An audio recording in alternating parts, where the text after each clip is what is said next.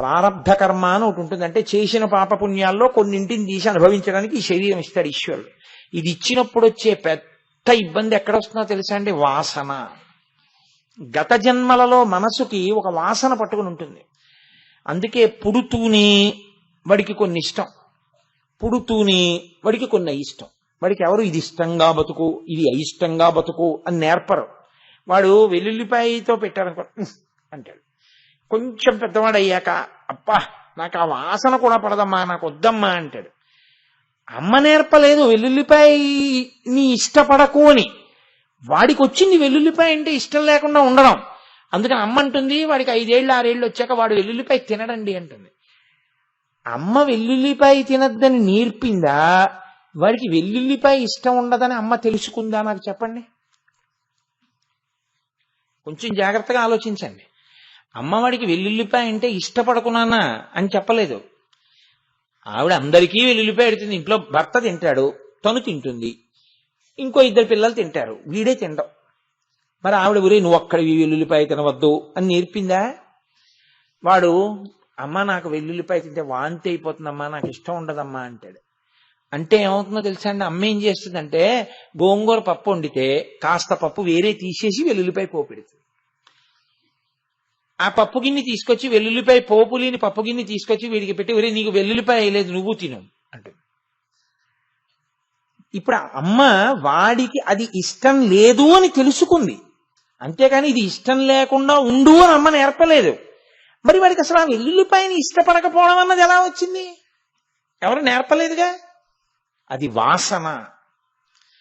అంటే అది జయించాడు వాడు గత జన్మలలో. ఒరే అలా తినకూడదు దాన్ని, అది సాధనా బలానికి నిలబడే పదార్థం కాదు, దాని జోలికి మనం వెళ్ళకూడదని వాడు ఎంతో సాధన చేసి సాధన చేసి సాధన చేసి దాన్ని ముట్టుకోకూడదని దాన్ని జయించేశాడు. దానివల్ల ఏమవుతుందంటే ఈ జన్మలో వెల్లుల్లిపాయ అంటే ఇష్టం లేదంటే, వెల్లుల్లిపాయ అంటే ఇష్టం లేదన్నవాడు సాయంకాలం అయ్యేటప్పటికి ఒక చోటుకి వెళ్ళి ఏదో ఒక పదార్థాన్ని తాగకుండా ఉండలేని వాడు అవుతాడు.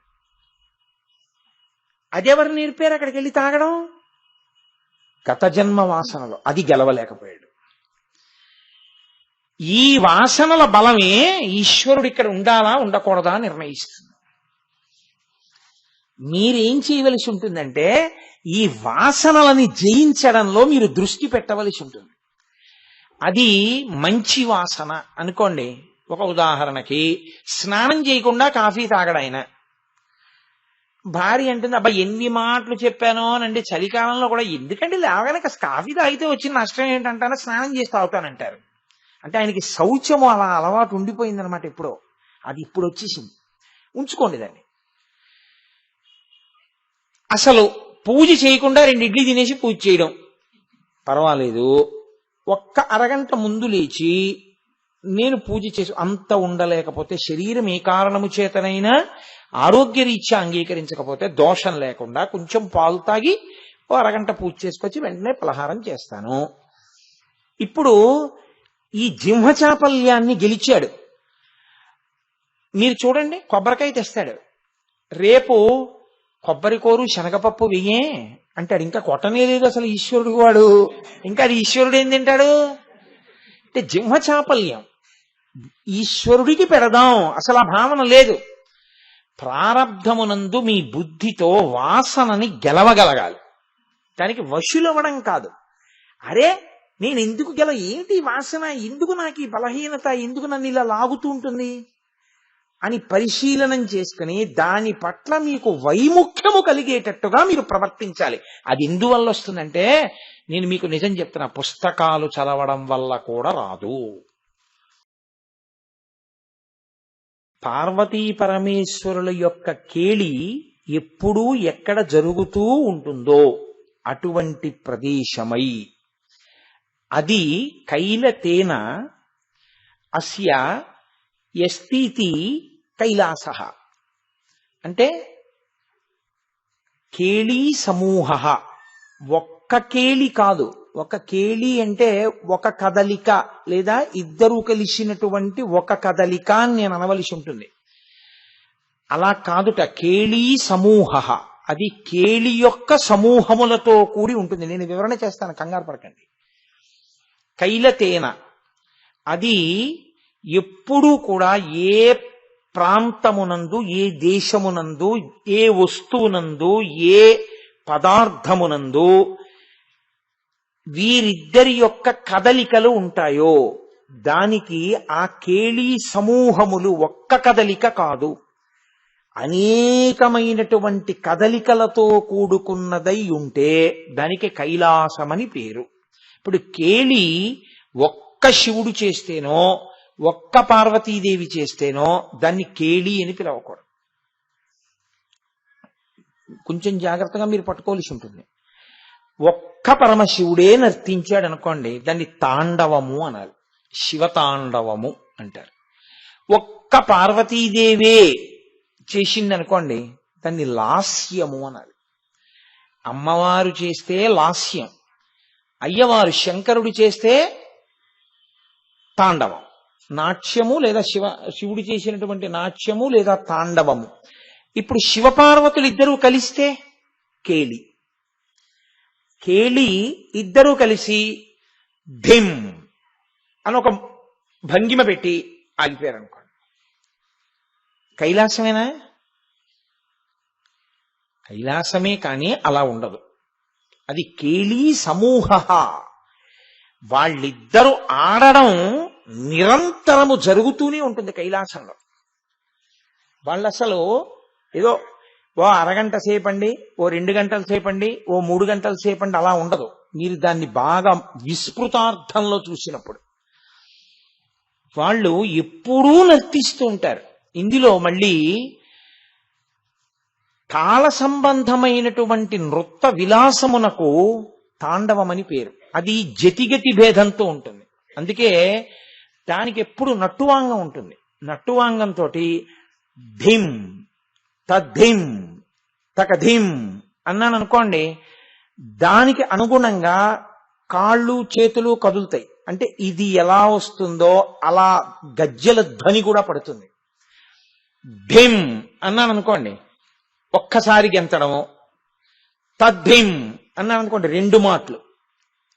తకధిం అన్నాను అనుకోండి, దానికి అనుగుణంగా. ఆ తర్వాత ఇంకా వెనక నుంచి వస్తున్నటువంటి పాటకి అనుగుణంగా శరీరం అంతా కదులుతూ ఉంటుంది. దాన్ని నృత్యం అంటారు. నృత్యం. చేతులు కదులుతాయి, కాళ్ళు కదులుతాయి, తల కదులుతూ ఉంటుంది, కళ్ళు కదులుతూ ఉంటాయి, శరీరం అంతా కదులుతూనే ఉంటుంది. లాస్యము శరీర కదలిక కాదు, లాస్యము భావ ప్రకటనము. అందుకే భావ ప్రకటనము లేనటువంటి నాట్యము ప్రాణము లేని శరీరములంటే. అందుకే గురుముఖత నేర్చుకున్నారా అని ఎందుకు అడుగుతారో తెలుసా అండి? పిచ్చిగింతులు గెంతడానికి డాన్స్ చేస్తున్నారని అనకూడదు, నృత్యం చేస్తున్నారు అనకూడదు. అది అశాస్త్రీయము, అసంబద్ధము. ఏదో ఒక మూర్ఛరోగి కొట్టుకున్నట్టు కదలగలిగినా దాన్ని నృత్యమని పిలవకూడదు. నృత్యమన్న మాటకు అర్థం ఏంటంటే ఈశ్వర సంబంధమై, వెనక నుంచి సామవేద సంబంధమై జతిగతులతో వస్తున్నటువంటి ఆ కీర్తనకి లేదా వెనక నుంచి వినపడుతున్నటువంటి ఆ పాటకి అనుగుణంగా ఇక్కడ కదలికలు ఉండి, కదలికలకి అనుగుణంగా భావ ప్రకటనం కూడా ముఖంలో చెయ్యగలిగితే దానికి నృత్యము అంటే లాస్యము కలిసింది అని గుర్తు. లాస్యము తెలియలేదనుకోండి, నృత్యం చేసేటప్పుడు అతనికి వెనక వస్తున్నటువంటి కీర్తన యొక్క అర్థం తెలియదు అని గుర్తు. ఎందుకని అంటే, నేను మీకు ఒక ఉదాహరణ చెప్తాను. ఒక పాట నేను పాడాను అనుకోండి, ఒక కీర్తన నేను పాడాను అనుకోండి, ఆ కీర్తన యొక్క అర్థం నాకు తెలిస్తే, ఆ కీర్తన ఏ పరిస్థితుల్లో వచ్చిందో నాకు తెలిస్తే, నేను దానిలో రమించి పాడుతున్నాను అనుకోండి ఆ అర్థంతో, అప్పుడు నాకు సంగతులు వేయడం ఒక్కదాని మీదే వ్యామోహం ఉండదు. ఆ భావమునందు నేను తాదాత్మ్యత చెంది, అబ్బా ఏమి పాడారా త్యాగరాజస్వామి అని నేను త్యాగరాజస్వామిని ఆవాహన పొందుతాను. అది లేదనుకోండి, ఎంత బాగా పాడదాం, అందులో ఎన్ని సంగతులు వేద్దామే ఉంటుంది తప్ప భావమును దాంట్లో కీర్తన యందు ఒలకదు, ప్రకటనం చెయ్యలేరు మీరు. అలా ఒలికింది అనుకోండి, ఒలికింది అంటారు మన వాళ్ళు. ఒలికింది చాలా గొప్ప మాట. ఒక దాంట్లోని పదార్థాన్ని మీరు ఇలా కదిపితే అది కింద పడిపోయి అందులోది పడిపోతే ఒలకడం. ఆ కీర్తనలో ఉన్న భావం మీరు పాడుతున్న పాటలోకి ఒలికిపోతే అది తాదాత్మ్యత. మీరు ఆ స్థితిని పొందలేకపోతున్నారు అనుకోండి, మీరు చెప్పేటప్పుడు కానీ, పాడేటప్పుడు కానీ, నృత్యం చేసేటప్పుడు కానీ అలా ఒలకలేదనుకోండి, కృతకంగా ఉంది తప్ప ఆయన అందులో అనుభవించినది ఏమీ లేదు. కేవలం ఒక ప్రతిపాదనగా వెళ్ళిపోతూ ఉంటాడంతే. అందుకే ఆవిడ లాస్యప్రియా, ఆవిడ భావ ప్రకటనమును ఇష్టపడుతుంది. ఇప్పుడు నేను శోభానాయుడు గారంటే నాకు బహుధా గౌరవం.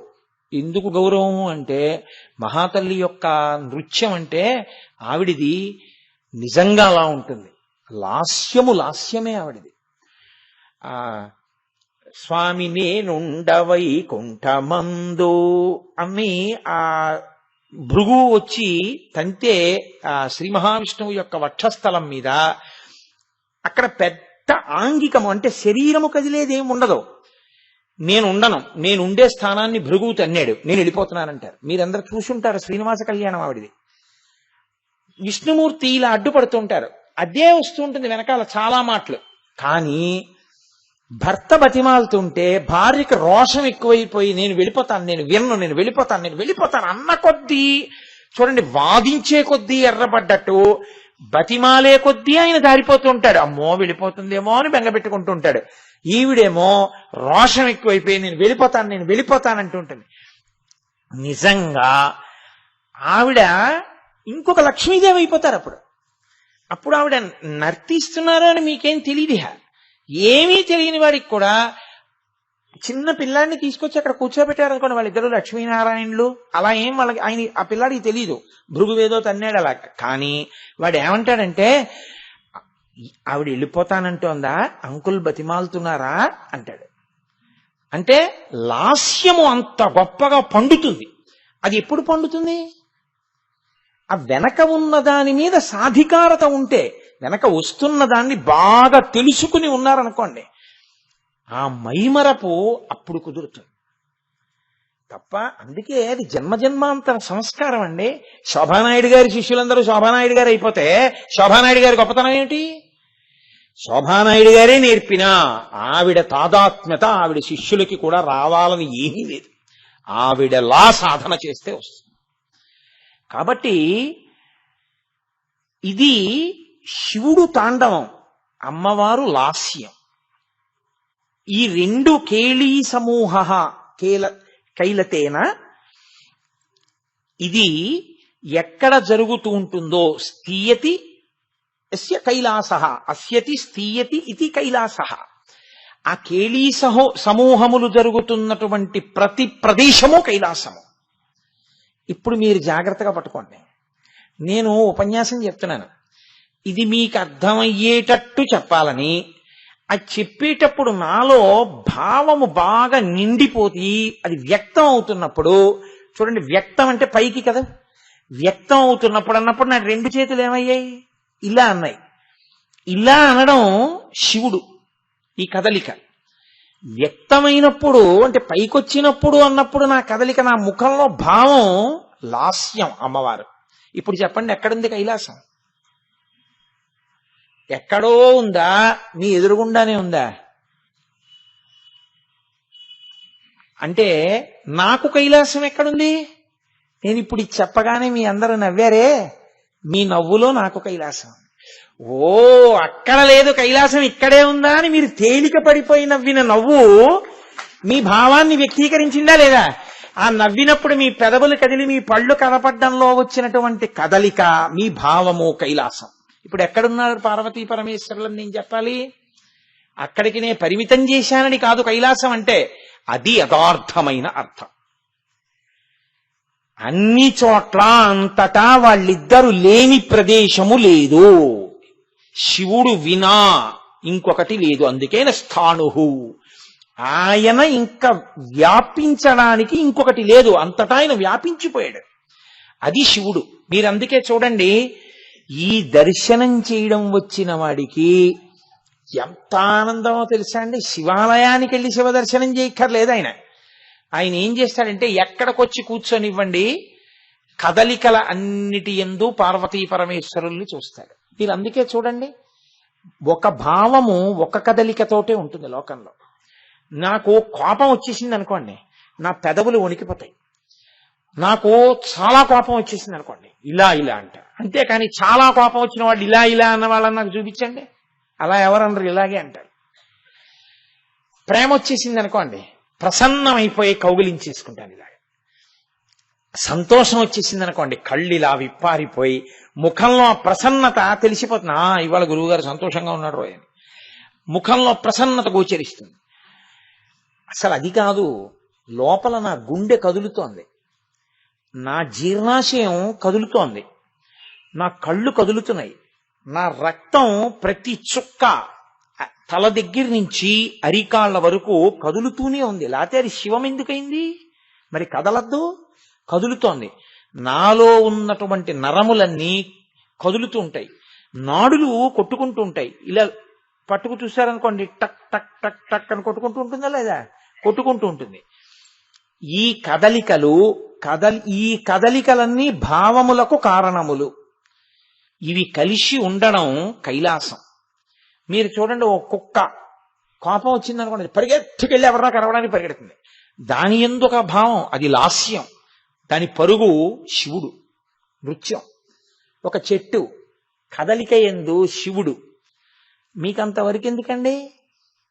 నీటి యొక్క ప్రవాహంలో శివుడు ఉంటాడు. అదేగా భవహ నామని చెప్తుంది. ఆ తెత్తు నుంచి పడిపోతోంది అనుకోండి, ఒక రాతిని గుద్దుకుని పైకి లేస్తుంది, పెద్ద చప్పుడు హోరు అలా ప్రవహించి వెళ్ళిపోతూ ఉంటుంది. గాలి కదులుతూ ఉంటుంది, భూమి కదులుతూ ఉంటుంది, నీరు కదులుతూ ఉంటుంది, నిప్పు కదులుతూ ఉంటుంది, వ్యాపిస్తూ ఉంటుంది. ఇన్ని కదులుతూ ఉంటాయి. అసలు ఈ కదలికలే శివుడు. ఇప్పుడు నాకు చెప్పండి, కదలిక ఆగిపోతే శివుడు. మీరేమందాం అనుకున్నారంటే బాహ్యంలో కదలికలు అందాం అనుకుంటున్నారు. నేను ఆ కదలికలు అంటలేదు. లోపలి కదలికలు, మనసు కదలడం ఆగిపోయి తనలో తాను రమించిన శివుడే. అయితే మీరు నన్ను ప్రశ్న ఇయ్యొచ్చు, ఏమండి నీరు కదిలింది పడింది, భావం ఏది దానిలో? అప్పుడు లాస్యం లేదుగా. నీరు కోపంతో పడిందనాలా, నీరు ప్రసన్నంగా పడిందనాలా, లేకపోతే ఎలా పడిందని అనాలి? భావం ఏది నీటికి? అప్పుడు మరి లాస్యం లేదుగా, పార్వతీదేవి లేదుగా, శివుడు ఒక్కడేగా. అప్పుడు దాన్ని నృత్యం అనాలా, తాండవం అనాలా, కేళి అనాలా? అప్పుడు కేళి లేదుగా అక్కడ, ఇద్దరు కలిస్తేగా కేళి. మరి అక్కడ కేళి ఎలా వస్తుంది? నేను మీతో ఓ మాట చెప్తాను చూడండి.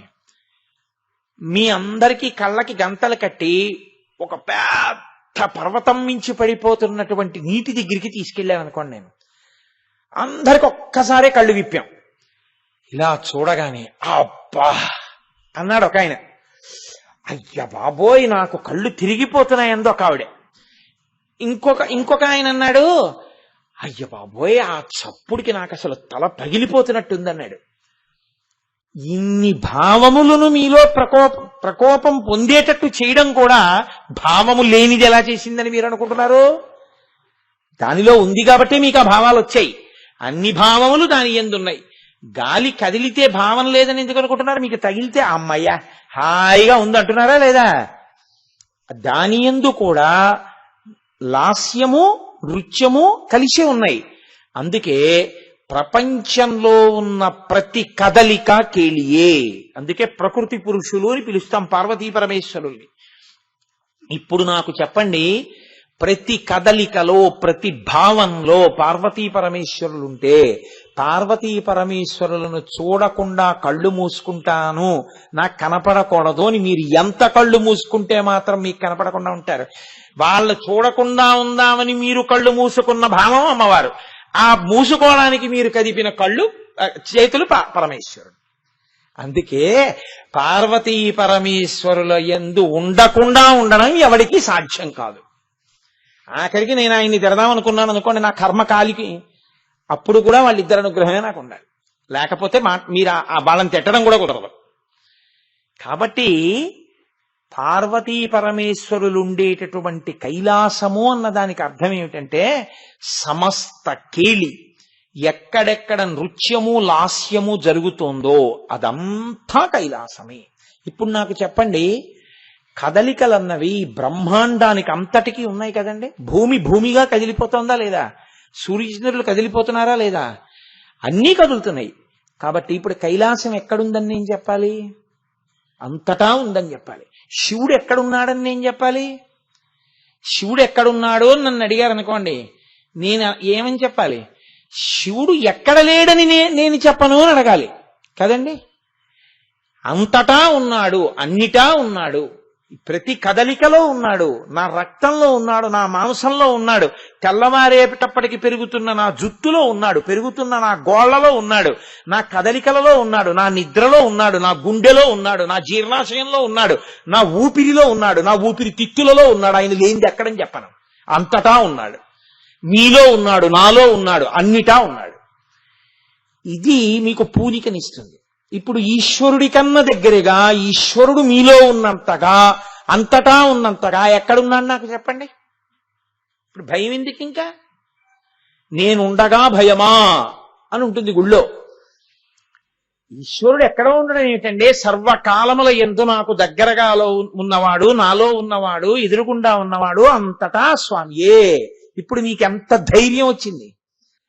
కైలాసము అన్న పదాన్ని మీరు దానికి వ్యాపకత్వాన్ని, విస్మృతిని తీసుకురాకపోతే అది తీసుకెళ్లి ఎక్కడికి పరిమితం అయిపోతుందంటే, పరమశివుడు కూడా నాలాగే ఏదో ఓ దేహంతో ఆయన కూడా ఏదో ఓ చోట కూర్చుని ఉండేవాడు, ఎప్పుడైనా ఓ చోటకు వస్తూ ఉంటాడు, వెడుతూ ఉంటాడు, అంతవరకే అర్థమవుతుంది.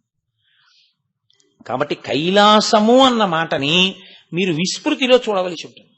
అయితే మీరు ఒక విషయాన్ని కొంచెం జాగ్రత్తగా పట్టుకునే ప్రయత్నం చేయండి. ఇప్పుడు ఈ కదలికలకి మీ ప్రమేయం ఏం పెద్దగా అక్కర్లేదు. ఇందులో నేను ఉపన్యాసం చెప్తుంటే నేను చేతులు ఇన్ని మాటలు ఇలా కదపవలేను అలా ఏం అనుకుని రాను. ఉపన్యాసానికి అనుగుణంగా కదిలిపోతాయంతే. అలాగే నా జీర్ణాశయము ఇలా కదలవలేను, నా ఊపిరితిత్తులు ఇట్లు కదలవలేను అని నేనేమైనా అనుకుంటానేంటి? వాటిని ఏమైనా రోజు తుడుచుకోవడం, కడుక్కోవడం ఏమైనా చేసుకుంటానా? అవలా కదులుతుంటాయి అంతే. కానీ మీలో మాత్రం ఒక కదలిక రావాలని మీరు కోరుకోవడం, మీరు కైలాసం కావడం. పార్వతీ పరమేశ్వరులు ఉంటారు. ఎలా ఉంటారు? జైల్లో ఉన్నవాడు కూడా జైల్లో ఉన్నాడు. అబ్బా, ఇన్ని జన్మల అదృష్టమో ఇక్కడికి చేరుకున్నానని ఉంటాడేంటి ఎవడైనా? ఎప్పుడు పోదామా అని ఉంటాడు కదండి. కొన్ని చోట్ల ఉండడం బాధ, విడుదల సంతోషం కాదు. అవునా కదా? కారాగారంలో ఉన్నవాడు సంతోషంగా ఉన్నాడని మీరు అంటారా? ఆయనది ఓ చిన్న పెంకుటిల్లు. మీరు లోకంలో చూడండి, ఓ మాట ఉంటుంది, అబ్బా మన ఇంటికి పోయి తువ్వాలు వేసుకు పడుకుని ఇంత చారు అన్నం తిన్నా చాలే, ఏటో ఇన్ని ఏర్పాట్లున్నా అబ్బా ఉండలేకపోతున్నాం అంటుంటారు. కాబట్టి నా అన్న చోటుకి వెళ్ళిపోవాలని ఒక భావన, ప్రీతితో ఉండుట, అప్రీతితో ఉండుట రెండు ఉంటాయి లోకంలో. కానీ పరమేశ్వరుడు కూడా అప్రీతితో ఉండుట, ప్రీతితో ఉండుట కాదు, కర్తవ్యతా దృష్టితో ఉండుట ఆయన ఉంటాడు. కానీ ఎలా ఉంటాడో తెలుసా అండి? ఎప్పుడూ ఆయన ఉండడం దేనికి పనికొస్తుందంటే, చి చి చి చి చి చి నేనిచ్చింది ఒక్కటి వీడికి పనికి రాలేదురా, పాడవడానికి పనికొచ్చాయని రాసుకోవడానికి పనికొచ్చింది అనుకోండి. కైలాసము కాదని నేను అనను, కానీ ఆయన ప్రీతితో ఉన్న స్థానము మాత్రము కాదు. ఆయనే కైలాసం ఎప్పుడైపోతాడో తెలుసా అండి? ఆయనే శివుడు ఎప్పుడైపోతాడో తెలుసా? శివుడికి అది కైలాసం అయిపోయేటట్టుగా నువ్వు ఉంటే కాదు.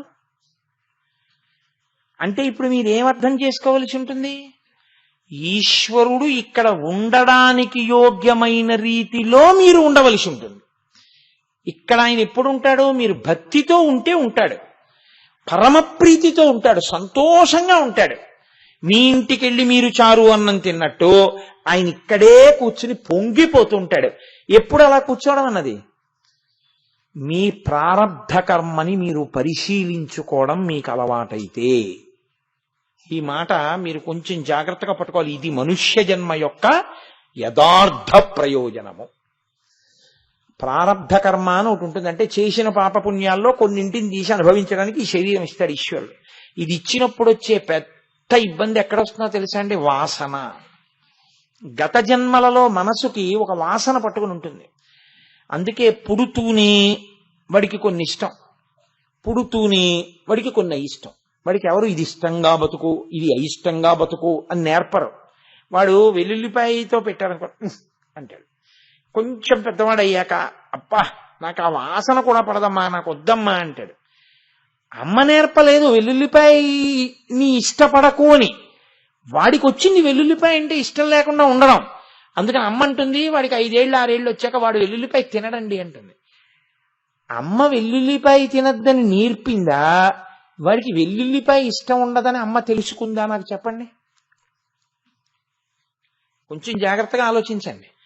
అమ్మవాడికి వెల్లుల్లిపాయ అంటే ఇష్టపడకున్నానా అని చెప్పలేదు. ఆవిడ అందరికీ వెల్లుల్లిపాయ పెడుతుంది. ఇంట్లో భర్త తింటాడు, తను తింటుంది, ఇంకో 2 పిల్లలు తింటారు, వీడే తినడం. మరి ఆవిడ ఊరే నువ్వు ఒక్కడివి వెల్లుల్లిపాయ తినవద్దు అని నేర్పిందా? వాడు అమ్మ నాకు వెల్లుల్లిపాయ తింటే వాంతి అయిపోతుందమ్మా, నాకు ఇష్టం ఉండదమ్మా అంటాడు.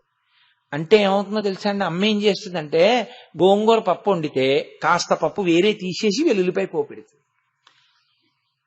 ఆ పప్పు గిన్నె తీసుకొచ్చి వెల్లుల్లిపాయ పోపు లేని పప్పు గిన్నె తీసుకొచ్చి వీడికి పెట్టి ఒరే నీకు వెల్లుల్లిపాయ వేయలేదు నువ్వు తిను అంటుంది. ఇప్పుడు అమ్మ వాడికి అది ఇష్టం లేదు అని తెలుసుకుంది, అంతేకాని ఇది ఇష్టం లేకుండా ఉండు అని అమ్మ నేర్పలేదు. మరి వాడికి అసలు ఆ వెల్లుల్లిపాయని ఇష్టపడకపోవడం అన్నది ఎలా వచ్చింది? ఎవరు నేర్పలేదుగా. అది వాసన. అంటే అది జయించాడు వాడు గత జన్మలలో.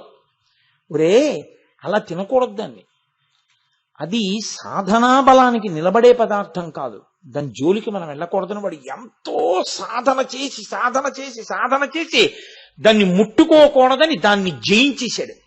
దానివల్ల ఏమవుతుందంటే ఈ జన్మలో వెల్లుల్లిపాయ అంటే ఇష్టం లేదంటే, వెల్లుల్లిపాయ అంటే ఇష్టం లేదన్నవాడు సాయంకాలం అయ్యేటప్పటికి ఒక చోటుకి వెళ్ళి ఏదో ఒక పదార్థాన్ని తాగకుండా ఉండలేని వాడు అవుతాడు. అదెవరు నేర్పారు అక్కడికి వెళ్ళి తాగడం? గత జన్మ వాసనలో అది గెలవలేకపోయాడు. ఈ వాసనల బలమే ఈశ్వరుడు ఇక్కడ ఉండాలా ఉండకూడదా నిర్ణయిస్తుంది. మీరేం చేయవలసి ఉంటుందంటే ఈ వాసనలని జయించడంలో మీరు దృష్టి పెట్టవలసి ఉంటుంది. అది మంచి వాసన అనుకోండి. ఒక ఉదాహరణకి స్నానం చేయకుండా కాఫీ తాగడాయన, భార్య అంటుంది అబ్బా ఎన్ని మాటలు చెప్పానో అనండి, చలికాలంలో కూడా ఎందుకంటే లేవగానే కాఫీ తాగితే వచ్చిన నష్టం ఏంటంటానో స్నానం చేసి తాగుతానంటారు. అంటే ఆయనకి శౌచము అలా అలవాటు ఉండిపోయిందనమాట. ఎప్పుడో అది ఇప్పుడు వచ్చేసింది. ఉంచుకోండి దాన్ని. అసలు పూజ చేయకుండా 2 ఇడ్లీ తినేసి పూజ చేయడం పర్వాలేదు. ఒక్క అరగంట ముందు లేచి నేను పూజ చేసి అంత ఉండలేకపోతే, శరీరం ఏ కారణము చేతనైనా ఆరోగ్యరీత్యా అంగీకరించకపోతే దోషం లేకుండా కొంచెం పాలు తాగి ఓ అరగంట పూజ చేసుకొచ్చి వెంటనే పలహారం చేస్తాను. ఇప్పుడు ఈ జిహ్వచాపల్యాన్ని గెలిచాడు. మీరు చూడండి, కొబ్బరికాయ తెస్తాడు, రేపు కొబ్బరి కోరు శనగపప్పు వెయ్యే అంటాడు. ఇంకా కొట్టనే లేదు అసలు ఈశ్వరుడు వాడు, ఇంకా అది ఈశ్వరుడు ఏం తింటాడు అంటే జిహ్వచాపల్యం. ఈశ్వరుడికి పెడదాం అసలు ఆ భావన లేదు. ప్రారబ్ధమునందు మీ బుద్ధితో వాసనని గెలవగలగాలి, దానికి వశులవ్వడం కాదు. అరే నేను ఎందుకు ఏంటి వాసన, ఎందుకు నాకు ఈ బలహీనత, ఎందుకు నన్ను ఇలా లాగుతూ ఉంటుంది అని పరిశీలనం చేసుకుని దాని పట్ల మీకు వైముఖ్యము కలిగేటట్టుగా మీరు ప్రవర్తించాలి. అది ఎందువల్ల వస్తుందంటే నేను మీకు నిజం చెప్తున్నా, పుస్తకాలు చదవడం వల్ల కూడా రాదు. భగవద్గీత, రామాయణం, భారతం, భాగవతం అక్కడ పెడితే తప్పు చేయకుండా ఉండాలనుకున్నవాడు చేయకుండా ఉంటాడని మీరు అనుకుంటున్నారా? చేస్తే పుస్తకాలు లేచి కొడతాయనుకుంటున్నారా? గురువాక్యం ఒక్కటే మారుస్తుంది. గురువాక్యం ఏం చేస్తుందో తెలుసా అండి? అరే గెలవాలి, ఇది అడ్డు పెట్టి లేకపోతే పాడైపోతామని చెప్పారు గురువుగారు. ఇది నన్ను లాగుతోంది, తప్పు చేయించాలని చూస్తోంది, ఇది గత జన్మల వాసన అన్నమాట. దీన్ని నేను నిర్మూలించాలి. ఇప్పుడు మీరు నిర్మూలించాలంటే ఏం చేయాలి? దాని మీద మీకు వైముఖ్యం కలగాలి. ఇప్పుడు ఆ వైముఖ్యం కలగడానికి అనుగుణమైనటువంటి ఆలోచనలను లోపల పెంచుకుంటారు. అంతే. మీరు చూడండి, కొంతమంది ఉంటారు, నేను యథార్థంగా ఉన్నట్లు చెప్పేస్తున్నాను, ఇవాళ ఆ మాట అనడమా అనకపోవడమా అని కూడా లేకుండా. మీరు అన్నం తిన్నారా అండి, నేను అన్నం తింటున్నాను, మీరు అన్నం తింటారా అని అడగడు ఆయన. మీరు టిఫిన్ చేశారా, నేను టిఫిన్ చేస్తున్నాను అని అడగడు ఆయన. మీకు మంచి బట్టలు ఉన్నాయా, నేను మంచి బట్టలు వేసుకున్నాడు అని అడగడు ఆయన. మీకు డబ్బులున్నాయా, నాకు డబ్బులున్నాయి అడగడు ఆయన. మీరు మందులు వేసుకోవడానికి మీ దగ్గర మందులున్నాయా, నా దగ్గర మందులున్నాయి అడగడు ఆయన. తాను సిగరెట్ తాగుతూ ఇంకోడికి మాత్రం ఇలా సిగరెట్ ఇస్తాడు. అక్కడ ఉదారుడు. అప్పుడు వాడు పుచ్చుకునేవాడు ఎదురువాడు. ఆయనే గురువాక్య శ్రవణమో ఈశ్వరానుగ్రహమో. ఇప్పుడు అంటాడు అక్కర్లేదండి, మానేశాను. ఎలా మానగలిగాడు? ఈశ్వరానుగ్రహం కలిగింది, ఆ వ్యసనాన్ని గెలిచేశాడు ఈ జన్మలో. ఆ వాసన పట్టుకోదు. వాసనాక్షయమే ఈశ్వరుడు ఇక్కడ కూర్చోవడానికి మార్గము. మీకు ఈశ్వరుడిచ్చిన బుద్ధితో దుర్వాసనల్ని గెలిచే ప్రయత్నం చేస్తున్నారనుకోండి, మీరు దానికి మీరు పూనుకున్నారనుకోండి, అసలు ఇది ఎవరికీ చెప్పక్కర్లేదు. కానీ శాస్త్రం ఏమందో తెలుసా అండి? నువ్వు ఎప్పుడైనా గెలవలేక ఇబ్బంది పడిపోతుంటే గురువు గారితో మాత్రం చెప్పు.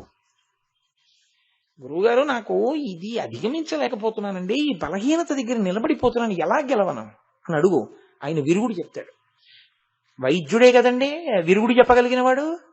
విషం మీరు తాగితే చచ్చిపోతారు, విషం వైద్యుడు శుద్ధి చేసిస్తే బతికిపోతారు. శుద్ధి గురువుకు తెలుసు.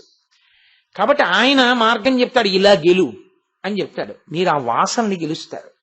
ఎన్ని వాసనలు మీరు గెలుస్తారో, గెలవడానికి మార్గాల్ని మీరు ఎలా తెలుసుకుంటారో, మీ బలహీనతల్ని మీరు దాటి జీవితాన్ని ఈశ్వరమయం చేసుకోవడం వస్తే ఈశ్వరుడు ఇక్కడే కూర్చుంటాడు. దానికి మహాభారతంలో తేలిక మార్గం చెప్తారు. మీరు ఎదుటివాడికి ఏదైనా చేసేటప్పుడు నేను అక్కడ ఉంటే అని ఆలోచించడమే. ఆకలితో ఉన్నాడు, నేను ఆకలితో ఉండి ఆయన తింటూ ఉంటే మీరు వెంటనే, అప్పుడు నాకు పెడితే ఎంత సంతోషిస్తానో, ఇప్పుడు పెట్టు. మీరు వాసనని గెలవగలిగారు, మీరే తిందామన్నది ఇంకోడికి పెట్టగలిగారు. దానికి చాలా తేలిక మార్గం నేను ఒకటి మీకు చెప్పాను, భారతాన్ని ఆధారం చేసుకుని. మిమ్మల్ని ఎదుటి స్థానమునందు నిలబెట్టుకొనుట. మీకు నోరుంది కదా అని అదే పరిగా కఠినమైన మాటలతో వేళాకోళం ఆడడం మీకు అలవాటు.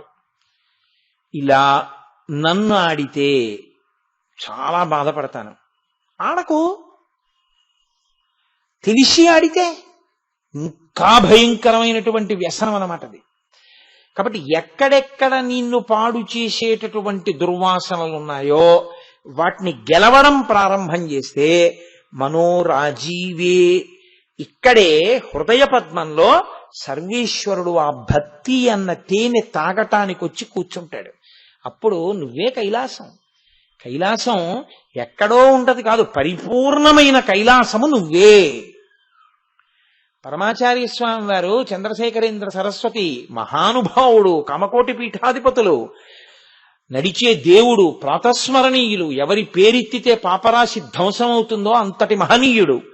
వారు ఎవరో వచ్చి ధర్మ సూక్ష్మాల గురించి చర్చ చేస్తుంటే ఓ గడ్డిమాము దగ్గర కూర్చున్నారు.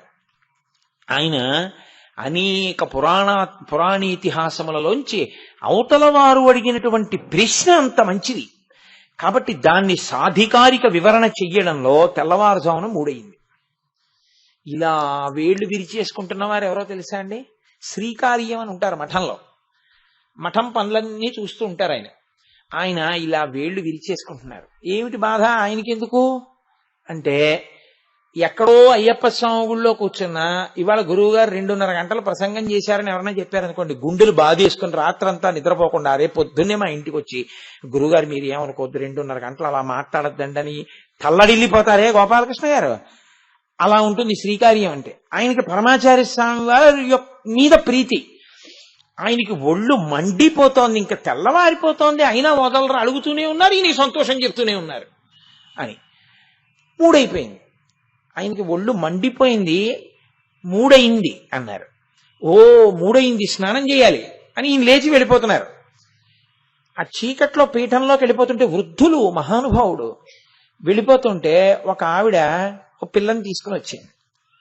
వచ్చి ఆవిడంది, స్వామి మీ దర్శనం కోసం తిరుగుతున్నాను, అనేక వేల మందిలో ఉంటారు, నేను మాట్లాడడం కుదరట్లేదు, ఇంకా ఈ చీకటి వేళలో ఇప్పుడైతే ఎవ్వరూ ఉండరు, మీతో కష్టం చెప్పుకోవాలని నా కూతుర్ని తీసుకుని వచ్చాను అంది. ఆయన ఇలా చూశారు శ్రీకార్యం వంక. ఇంకా ఆయన ఆపుకోలేనంత కోపంతో ఊగిపోతున్నాడు. అప్పుడే మొదలు పెట్టేశారా వచ్చేయడం అని. ఆయన అన్నారు, చెప్పమ్మా అనేటప్పటికి ఈయన గబగబా వచ్చినాడు. బుద్ధి ఉందా లేదా? రాత్రి మొదలెట్టి ఇప్పటి వరకు మాట్లాడారు, మళ్ళీ అప్పుడే నువ్వు మొదలా స్నానం కూడా చేయకుండా? వెళ్ళమ్మా, బుద్ధి ఉండాలి మా అడగడానికి కూడాను అంటే చిన్న బుచ్చుకోపోయింది. ఆయన అన్నారు, ఆయన అలా అంటాడు, నువ్వు చెప్పు అంటే నువ్వు దూరంగా ఉండవయా కొంచెం అన్నారు. ఆయన ఆజ్ఞ, ఆయన దూరంగా ఉన్నాడు. ఈవిడేదో అడిగింది, ఆయన ఏదో చెప్పారు. ఆవిడ చాలా సంతోషించి వెళ్ళిపోయింది ఆ పిల్లని తీసుకుని. వెళ్ళిపోయాక ఆయన శ్రీకార్యాన్ని పిలిచి అన్నారు, ఏమయ్యా ఈ దేశంలో ఈశ్వరుణ్ణి చూస్తే కష్టం తీరుస్తాడు అని ఈశ్వరుణ్ణి తలుచుకుని ఎంత సంతోషిస్తారో, ఈ దేశంలో కష్టం వచ్చినప్పుడేనయ్యా గురువు గారిని తలుచుకుని ఊరట పొందే ప్రయత్నం చేస్తారు. అప్పుడు పైకెత్తే ప్రయత్నం చెయ్యని గురువు ఉండి ప్రయోజనం ఏమిటి? నేను సన్యసించాను, గృహస్థాశ్రమంలో లేను.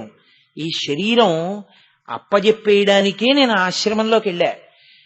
ఇలా ఆర్తులైన వాళ్ళకి మాటలు చెప్పడంలో నిద్ర లేక, ఆకలి లేక, ఒకవేళ ఈ శరీరం పడిపోయిందనుకో, దీని ధర్మం ఇది చేసిందయ్యా, అంతే తప్ప వాళ్ళని మాట్లాడొద్దంటావేంటి? మాట్లాడిని అని అప్పుడు వెళ్ళి ఆయన స్నానం చేసి అనుష్ఠానం చేశారు. కాబట్టి కైలాసము అంటే శివుడు నీ యందున్నాడు అంటే దాని అర్థం ఉన్నాడు అని పొంగి పొమ్మండం కాదు, ఉన్నవాడు ఉండడానికి వీలైన రీతిలో ఉంచడం మీ చేతిలోనే ఉంది. ఇప్పుడు బుద్ధి చేత మీరు అలా తయారు చెయ్యాలి దీన్ని. అలా తయారు చెయ్యాలనేటటువంటి వెంపర్లాటలో ప్రతి క్షణం అలా మీ దృష్టికోణం తిరగగలిగితే పార్వతీ పరమేశ్వరులు మీ హృదయ గుహలోనే కూర్చుంటారు. అది కదూ రాజీవే భ్రమరాధిపో విహరతాం శ్రీశైలవాసీ విభు అంటారు శంకర భగవత్పాదులు. ఇక్కడ మకరందం ఉంటే తేనె తుమ్మెద వస్తుంది, ఇక్కడ భక్తి ఉంటే ఈశ్వరుడు వస్తాడు. భక్తి అన్న మాటకు అర్థం ఏంటి? నువ్వు రొట్ట పట్టుకెళ్ళి పూజ చేయడం, నువ్వు పూలు పట్టుకెళ్ళి పూజ చేయడం భక్తి కాదు. ఈశ్వరుడు ఎలా చెప్పాడో నువ్వు అలా బతకడం భక్తి తప్ప నువ్వు కొత్తగా పట్టుకెళ్ళి వేయడానికి నీ సొత్తు ఏం కాదది, ఈశ్వరుడి సొత్తు. ఆయన పెట్టినటువంటి బిల్వవృక్షంలో ఆయన నిర్మాణం చేసిన ఆకులు తెచ్చి ఆయనకి ఇస్తున్నావు, నువ్వేమిచ్చావు? నీకు వచ్చిన వాసనల్ని తొలగించుకుని నువ్వు నిలబడగలిగితే అప్పుడు ఈశ్వరుడికి నువ్వేదో ఉపకారం చేసావు ఇక్కడ ఉండడానికి వీలుగా. ఇది అసలైన కోయిల్ ఆళ్వార్ తిరుమంజన్ ఉత్సవం. ఇక్కడ బూజు దులపడం, ఇక్కడ కడుక్కోవడం కోయిల్ ఆళ్వార్. ఆ గుడిని తుడవడం, ఆ గుడిని కడగడం గొప్పేం కాదు. ఇక్కడ తుడవడం నీకొచ్చా, ఇక్కడ కడగడం నీకొచ్చా, ఇది నీకొస్తే ఇది కైలాసం. ఈశ్వరుడు ఇక్కడే ఉంటాడు, ఇంకొక చోటుకి వెళ్ళడు. ఆయన యందు నువ్వు, నీ యందు ఆయన ఉంటారు. అప్పుడు ఇది పడిపోయినా అలా కలిసే ఉంటారు. ఇది పడడం ధర్మం కాబట్టి పడుతుందేమో. నువ్వు ఎప్పుడూ శివుడే అయి ఉన్నావు, శివుడు కాకుండా నువ్వు ఎప్పుడూ లేవు. ఈ స్థితిని పొందడం కైలాసమన్న మాట మనకి నేర్పుతుంది. కాబట్టి ఇప్పుడు చూడండి, కైలాసవాసి అంటే కేవలముగా ఏదో ఇంత ఎత్తున ఫలానా లోకంలో ఫలానా చోట ఆయన కూర్చుంటాడు, వాట్ ఇఫ్ ఏమిటైతే కాదు. కైలాసము మీకెలా అన్వయం అవుతుందో మీరు చూసుకోవాల్సి ఉంటుంది. అలా మీరు మీ జీవిత పథాన్ని మార్చుకునే ప్రయత్నం చెయ్యవలసి ఉంటుంది. ఇది నా బలహీనత అండి అని చెప్పడానికి మనుష్య జన్మ అక్కర్లేదు. ఇది నా బలహీనత, నేను ఎలా దాటను అని అడగడానికి మనుష్య జన్మ కావాలి. అది మీరు పట్టుకోవాల్సి ఉంటుంది. మీరు కాదు, మీరు జ్ఞానులు, మీరు పట్టుకోవడానికి ఏం లేదు, మీరు అన్ని గెలిచేశారు. నా బోటిగాడి గురించి సుమండి నేను చెప్పేది, మీ గురించి కాదు. నా గురించి నేను చెప్పుకోవడానికి దీన్ని నువ్వు అనడానికి మిమ్మల్ని సాధనంగా చేసుకుంటున్నానంతే. ఇది మీకు అన్వయం అవుతుందని మీరు అనుకోకండి, ఎందుకంటే మీరు ఇవన్నీ గెలిచిన వారు. మిమ్మల్ని చిన్నబుచ్చడం నా లక్ష్యం కాదు. ఇది నా బలహీనతేమి, ఈ బలహీనత నేను ఎట్లు అధిగమించవలెను. వెంపర్లాట మొదలైందనుకోండి, అధిగమించి తీరుతారు. శివుడు మిమ్మల్ని అనుగ్రహిస్తాడు గురువుగారి రూపంలో. కాబట్టి అది కైలాసము చాలు. కైలాసవాసి కవచి కఠోర, ఆయన శాసనానికి ఎదురు లేదు. ఆయన ఎలా శాసనం చేస్తాడో, ఆయన ఎలా సంకల్పం చేస్తాడో అలాగే జరుగుతుంది. అలా జరగడం, ఆయన అనుకున్నట్లు మాత్రమే జరగడం, దాన్ని కఠోర అంటారు తప్ప ఇంకొకరు అనుకున్నట్లు జరిగేది కాదు. ఆయన శాసనమేదో అలా జరుగుతూ ఉంటుంది. ఆయన శాసనము అలా అన్వయం అవ్వాలని, ఆయన ఇదిలా జరుగుతుంది అని అనుకున్నాడు అనుకోండి, అలాగే జరుగుతుంది. అందుకే భక్తి అన్న మాటకు అర్థం అక్కడే ఉంటుంది. మీరు పురుష ప్రయత్నం మొదలుపెట్టి పరమేశ్వరుడి పాదాలు పట్టుకున్నారనుకోండి, ఇది ఫలితం రావాలి అని, ఆయన అనుగ్రహం వలన ఫలితాన్ని మీరు పొందుతారు. పురుష ప్రయత్నాన్ని ఆపేసి మీరు ఈశ్వరానుగ్రహంతో ఇది అయిపోవాలనకూడదు. ఇప్పుడు మీ ప్రయత్నం నడవాలి. నడుస్తూ ఈశ్వరానుగ్రహము వలన ఇది జరగాలి. జరగలేదు అంటే ఏమిటి గుర్తు? ఏదో ఈశ్వరానుగ్రహం ఉందని గుర్తు. ఒరే, అది జరిగితే నీకు ఇబ్బంది వస్తుంది, అందులో జరగకుండా చూశాను అని మీరు స్వీకరించవలసి ఉంటుంది. లేకపోతే ఏమవుతుందో తెలుసా అండి, ఇది జరగాలని పూజ చేశానండి, జరగలేదు కాబట్టి ఈశ్వరుడు లేడు. ఆ పాలేదా మీ ఇంట్లో? ఇంకా అదే పని ఆయనకి. నువ్వు చేసిన పాప పుణ్యాలు ఏమయ్యాయి? అప్పుడు ఇవ్వాలని ఎక్కడుంది నీకు? ఇవ్వాలో ఇవ్వకూడదో నిర్ణయించుకోవడం ఆయన అధికారమే. నేను ఆయనకి ఒడంబడిన వాడను, లొంగిన వాడను, అంతే. అలా ఉండగలిగితే నీకు ఈశ్వరుని యందు భక్తి ఉన్నదని పేరు. అది దాని యొక్క స్థాయి ఎంత విస్మృతిలో ఉంటుందంటే, అది భక్తి అన్న మాటకు అర్థం. సత్యహరిశ్చంద్రోపాఖ్యానం చదువుకోవడానికి కాదు, పూనికకి పరాకాష్ఠ. అదొక్క దానికోసం ఎన్నిపోయినా పర్వాలేదన్నాడు ఆయన. ఆఖరికి ఆయన ఏమయ్యాడు? నిత్యస్మరణీయుడయ్యాడు. కుష్ఠరోగము మొదలైనటువంటి రోగములున్న వాళ్ళు, భయంకరమైన చర్మ వ్యాధులున్నటువంటి వారు, అటువంటి వారిని గబుక్కుని చూడడం జరిగితే తద్దోష నివారణార్థం హరిశ్చంద్ర హరిశ్చంద్ర హరిశ్చంద్ర అని 3 మాటలు ఆయన పేరు చెప్పుకోతాలు దోషం పోతుందన్నారు. అంత స్థితిని ఎందుకు పొందాడు ఆయన? అంటే ఆయన దాన్ని పట్టుకోవడానికి దేన్నైనా వదిలేస్తానన్నాడు ఆయన. ఆ పట్టు చూడడానికి మీకు సత్యహరిశ్చంద్రోపాఖ్యానం పనికొస్తుంది. ఈయన సత్యహరిశ్చంద్రుడండి అని పట్టుకున్నవాడిని నువ్వు వెటకారం ఆడితే నీ వాసనా బలాన్ని బయట పెడుతుంది. కాబట్టి ఇది తెలుసుకుని ఉంటే కఠోర, ఆయన దానికి దగ్గరగా వెళ్ళే నామం మళ్ళీ సాధనా సంపత్తి యందు అత్యంత ఉపయుక్తమైనటువంటి నామం త్రిపురాంతక, పురారి, ఇవి ఆయన నామాలే కదండి. గిరిధన్వి, ఇవన్నీ అందులోకే వచ్చేస్తాయి. ఇవన్నీ అయిపోతున్నట్లు మీరు భావించవలసి ఉంటుంది. నేను దండగట్టి వ్యాఖ్యానం చేస్తున్నాను. త్రిపురాంతక, ఆయన 3 పురములను చంపేశాడు. 3 పురములను చంపడం ఏమిటండి అంటే, త్రిపురముల యొక్క అధిపతులైన రాక్షసుల్ని చంపాడు. కాబట్టి త్రిపురాసురుడు. త్రిపురాసురుడు అన్న మాట, ఆ స్థితి ఎందుకు వచ్చిందంటే, తారకాసురుడు నిన్న చెప్పుకున్నాం కదండి. ఆ తారకాసురుడికి ముగ్గురు కొడుకులు. ఒకడు తారకాక్షుడు, ఒకడు కమలాక్షుడు, ఒకడు విద్యున్మాలి అని 3 కొడుకులు. ఈ 3 తండ్రి కన్నా తెలివైన వాళ్ళు. అరే, నాన్నగారు ఏదో కోరిక కోరారా, వరం కోరారు, నిలబడలేదు. కాబట్టి వాళ్ళు 3 ఏం చేశారంటే, సహజంగా బలపరాక్రమాలు ఉన్నవాళ్ళు. వాళ్ళు 3 వెళ్ళి పరమేశ్వరుడు బ్రహ్మగారి గురించి తపస్సు చేశారు. చేస్తే చతుర్ముఖ బ్రహ్మగారు ప్రత్యక్షమయ్యారు. ఏం కావాలి మీకు అన్నారు ఆయన. అంటే వాళ్ళు అన్నారు, ఆయనకి వేదాంతం చెప్పారు వాళ్ళు. అది రాక్షసత్వం అంటే. ఓ మంచి మాట నీకు చెప్తే ఆ మంచి మాట ఆచరించడం ఎంత కష్టమో చెప్పినవాడు పనికి మాలినవాడు అనడమే రాక్షసత్వం. బ్రహ్మగారి దగ్గరికి వెళ్ళి అన్నారు, నువ్వు ఈ భోగములన్నీ సృష్టించావు, ఎందుకు? అవి అనుభవించాలంటే ఏం ఉండాలి? ఇది ఉండాలి. దీన్నేం చేశావు? కాలంలో పడిపోయేటట్టు చేశావు. కాబట్టి ఇప్పుడు మేమేవో భోగాలు అడిగామనుకో, ఏమిటి ఉపయోగం? ఇది ఉండదుగా. కాబట్టి నువ్వేం చేస్తావంటే, ఇది శాశ్వతంగా ఉండేటట్టు చూడు, ఒకటి. రెండోది ఏం చేస్తావో తెలుసా? ఇదొక్కటి ఉందనుకో, నాకు భోగం కావాలి, అనుభవించాలి. నాలాంటి వాడు ఇంకోడు ఉంటే ఇప్పుడు వాడికి నాకు జగడం. ఇప్పుడు దాన్ని అనుభవించడం మానేసి మేమిద్దరం దెబ్బలాడుకోవడం మొదలెట్టాలి. ఇబ్బందితో పోయిందా లేదా? మళ్ళీని నేనొక్కడిని అనుభవించాలి అంటే నేను ఎవరినైనా చంపేయగలిగితే బాగుంటుంది. నన్ను చంపేవాడు ఉండకూడదు, నేను మాత్రం ఎవరినైనా చంపేయాలి. అప్పుడే కాదు నేను అనుభవించగలను. ఇదే రాక్షసత్వం అంటే. మీకు త్రిపురాసురులు అప్పుడెప్పుడూ అనుకోకండి, ఎప్పుడూ కనపడతారు. కాబట్టి దక్కితే తనకి దక్కాలి, లేకపోతే వేరొకరికి దక్కకూడదు, వాడిని చంపేయాలి. అంటే వాడే త్రిపురాసురుల లక్షణం ఉన్నవాడు. కాబట్టి మేము అందరినీ చంపేస్తాం, మమ్మల్ని చంపేవాడు ఉండకూడదు, వరమి అన్నాడు. ఏదో అందుకే ఉన్నట్టు ఆయన అన్నాడు. అలా చాలా మంది అడిగారు నన్ను ఇంతకు ముందు కూడాను, కానీ కుదరదు, కొన్ని సెట్ ఆఫ్ రూల్స్ ఒకటి ఉంటాయి కదా పరబ్రహ్మం ఇచ్చినవి.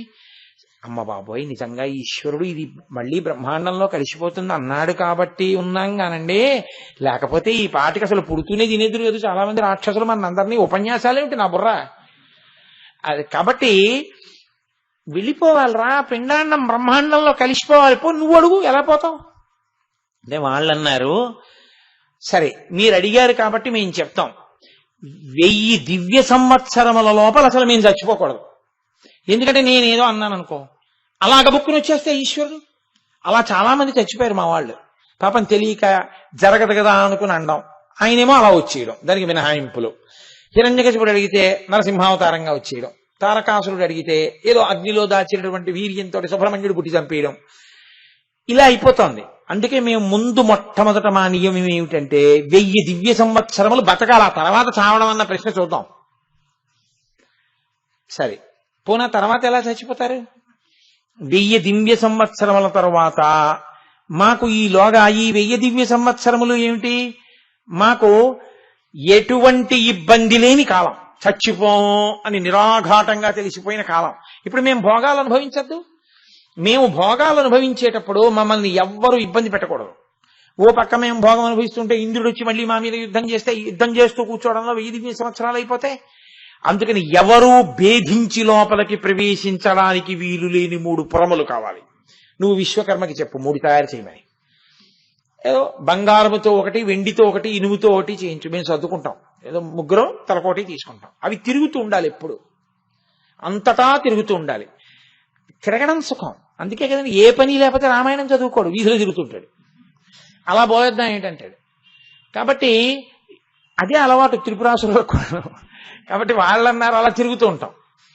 1000 దివ్య సంవత్సరములు అయిపోయిన తర్వాత ఒకే ఒక్కసారి చంద్రుడు పుష్యమీ నక్షత్రంలో ఉండగా, పుష్కలావర్తక మేఘములు వర్షిస్తుండగా, అభిజిత్ లగ్నంలో మిట్ట మధ్యాహ్నం వేళ 3 పురములు ఒక్కసారి ఇలా సరళ రేఖలోకి 3 పురములు ఒకే గీత మీద పెట్టినట్టుగా వస్తాం ఒక్క క్షణం.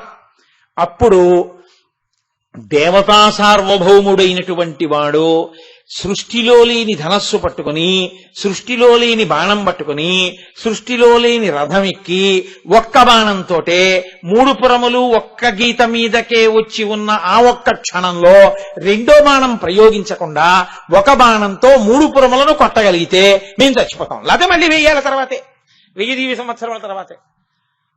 అమ్మ నాయనోయ్, ఎంత పాండిత్యం రా మీది. తదాస్తు. అసలంటూ చచ్చిపోతానన్నాడుగా, ఎలాగో అలాగా.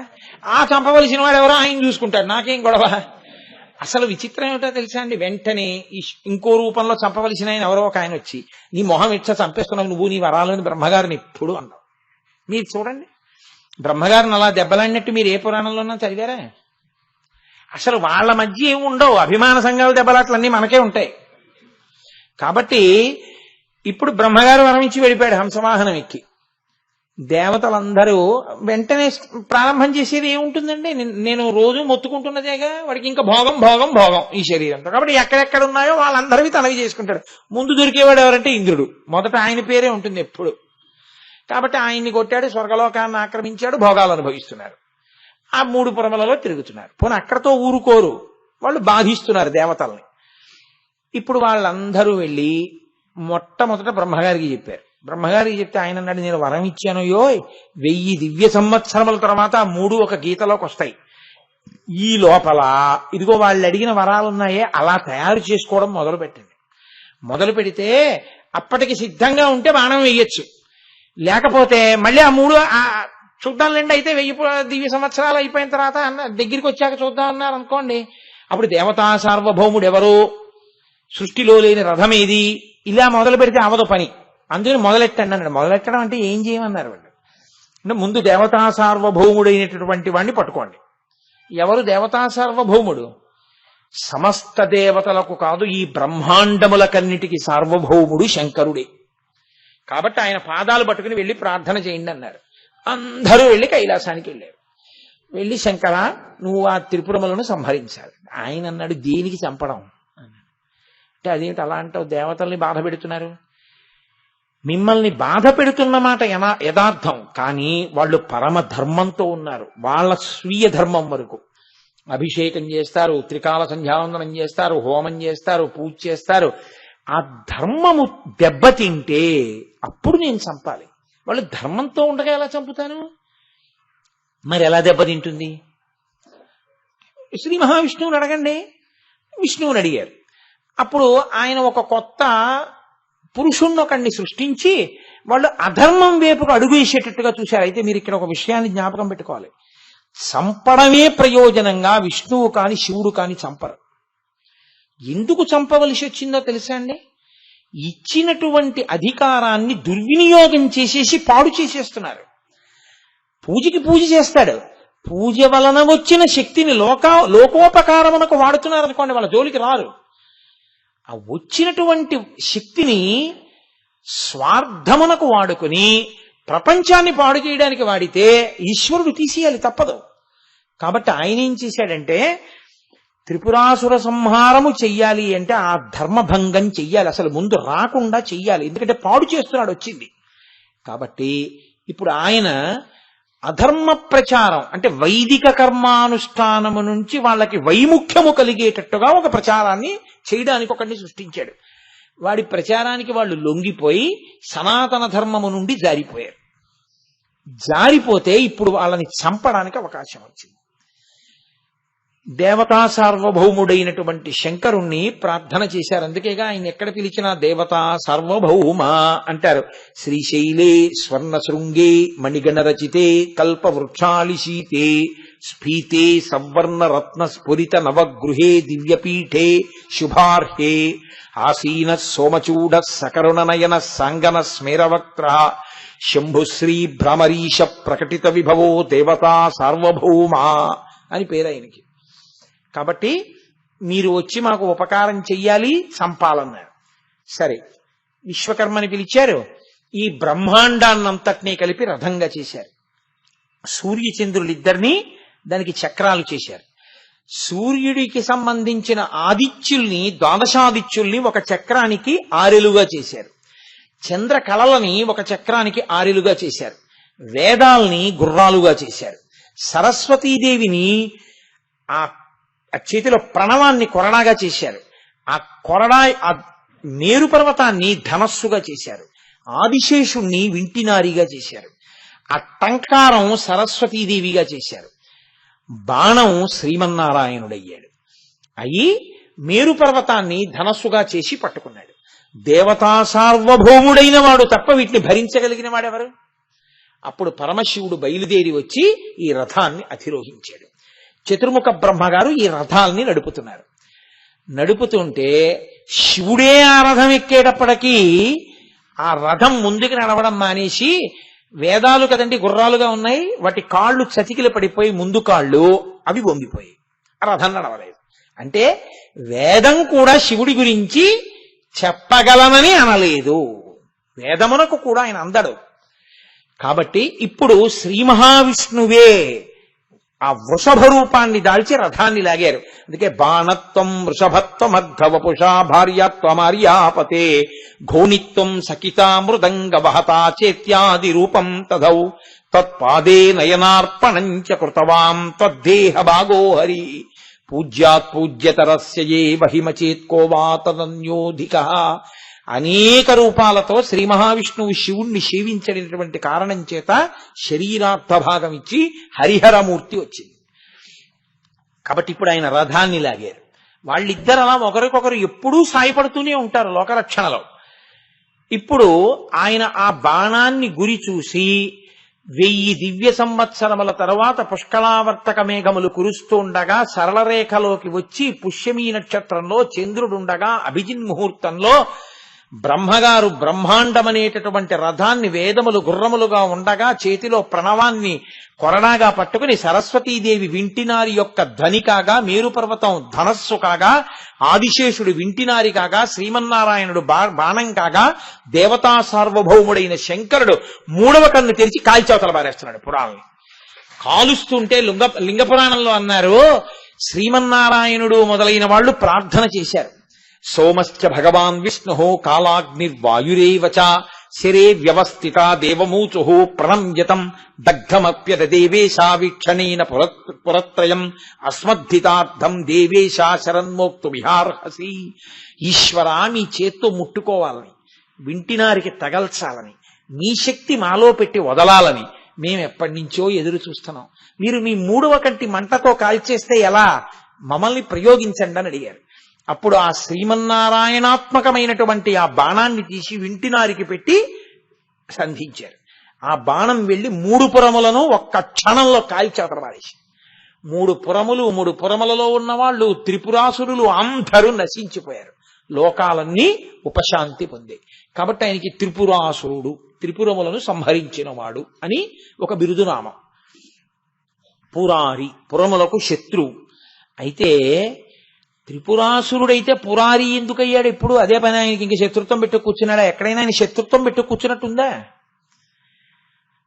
అసలు దీని ఆధ్యాత్మిక సమన్వయాన్ని మీరు బాగా అర్థం చేసుకుంటే నిత్య జీవితానుష్ఠానంలో బాగా మీరు పట్టుకోగలుగుతారు. కానీ ఆ స్థాయిని పొందడం మాత్రం పురారి యొక్క అనుగ్రహమే. ఆయన అనుగ్రహం చేతనే ఆ స్థాయిని చేరవలసి ఉంటుంది. పురములు ఎక్కడో ఉంటాయని మీరు అనుకోకండి. ఆ పురములు ఇక్కడే ఉంటాయి. స్థూల శరీరము, సూక్ష్మ శరీరము, కారణ శరీరము అని ఈ 3 పురములు కలిసే ఉంటాయి. బంగారపురము, వెండిపురము, ఇనుపపురము. ఇవి ఎప్పుడు తిరుగుతూ ఉంటాయి. ఎందుకంటే ఇలాంటి శరీరాలు, ఎన్ని శరీరాలు పుచ్చుకుని జీవుడు తిరుగుతున్నాడో, ఏ లోకంలో పుట్టావో, ఎక్కడ పుట్టావో, ఎక్కడ తిరిగావో, ఎక్కడికి వెళ్ళావో, ఎక్కడికి వచ్చావో, ఇప్పుడు ఇక్కడ ఉన్నావు, వచ్చేసారి శరీరం పుచ్చుకుని ఏ లోకంలో ఉంటావో, ఎక్కడ తిరుగుతావో ఎవడికి తెలుసు. కాబట్టి తిరుగుతూనే ఉంటాయి. మీరు కొంచెం జాగ్రత్తగా పట్టుకోండి. స్థూల శరీరము అన్నదానికి అర్థం ఏమిటో తెలుసా అండి? ఇగో ఈ కాళ్ళు, చేతులు, కళ్ళు, ముక్కు, నోరు, ముఖము, లోపల ఉన్న మాంసము, రక్తము, ప్రేగులు, ఎముకలు, వీటినన్నింటినీ కలిపి స్థూల శరీరం అంటారు. సూక్ష్మ శరీరము అంటే ఇది కాదు. సూక్ష్మ శరీరము పంచ జ్ఞానేంద్రియముల యొక్క శక్తులను మనోబుద్ధి చిత్త అహంకారములు 4 కలిపి సూక్ష్మ శరీరం అంటారు. స్థూల శరీరం నుంచి సూక్ష్మ శరీరం విడివడుతుంది. దానికి ఆ లక్షణం ఉంటుంది. మీరు అందుకే ఎప్పుడైనా చూడండి, ఆయన అలా చూస్తూ ఉంటాడు, అలా చూస్తూ అలా ఉండిపోతాడు.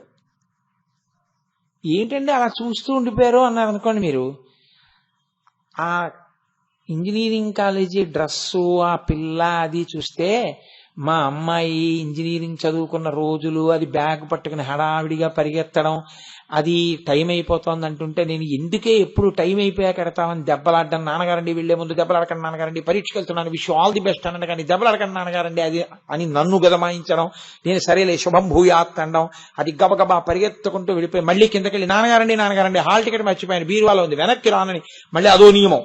అప్పుడు నేను హాల్ టికెట్ పరిగెత్తుకెళ్ళి పట్టుకెళ్ళి ఇచ్చి, ఎందుకైనా మంచిదని చెప్పి నాకు భయం వేసి బస్సు వెళ్ళిపోతుందేమో, పరీక్ష అంటోందని నా స్కూటర్ ఎక్కించు తీసుకెళ్లి బస్సు ఎక్కించడం, ఇవన్నీ జ్ఞాపకం రావడంలో ఆ ఇంజనీరింగ్ కాలేజీ డ్రెస్ వేసుకున్న పిల్లని చూసి అలా ఉండిపోయాను. నేను ఆ అమ్మాయిని చూస్తున్నానా, ఆ అమ్మాయిని చూడడంలో నా కూతురు జ్ఞాపకానికి వచ్చి, కూతురు కదలికలు, మా ఇల్లు, హాల్ టికెట్, కిందకెళ్ళడం, నేను పైనుంచి మాట్లాడడం, ఇవన్నీ నాకు ఇక్కడ కనపడుతున్నాయి. అంటే సూక్ష్మ శరీరం స్థూల శరీరం నుంచి విడిపోయింది. ఈ కన్ను అక్కడ చూస్తున్నా, ఈ లోపలి కన్ను ఇంకోటి చూస్తోంది, ఈ మనసు ఇంకో దాన్ని పట్టుకుంటోంది. అంత నా శరీరం అక్కడున్నానన్న భ్రాంతిలో ఉన్నాను.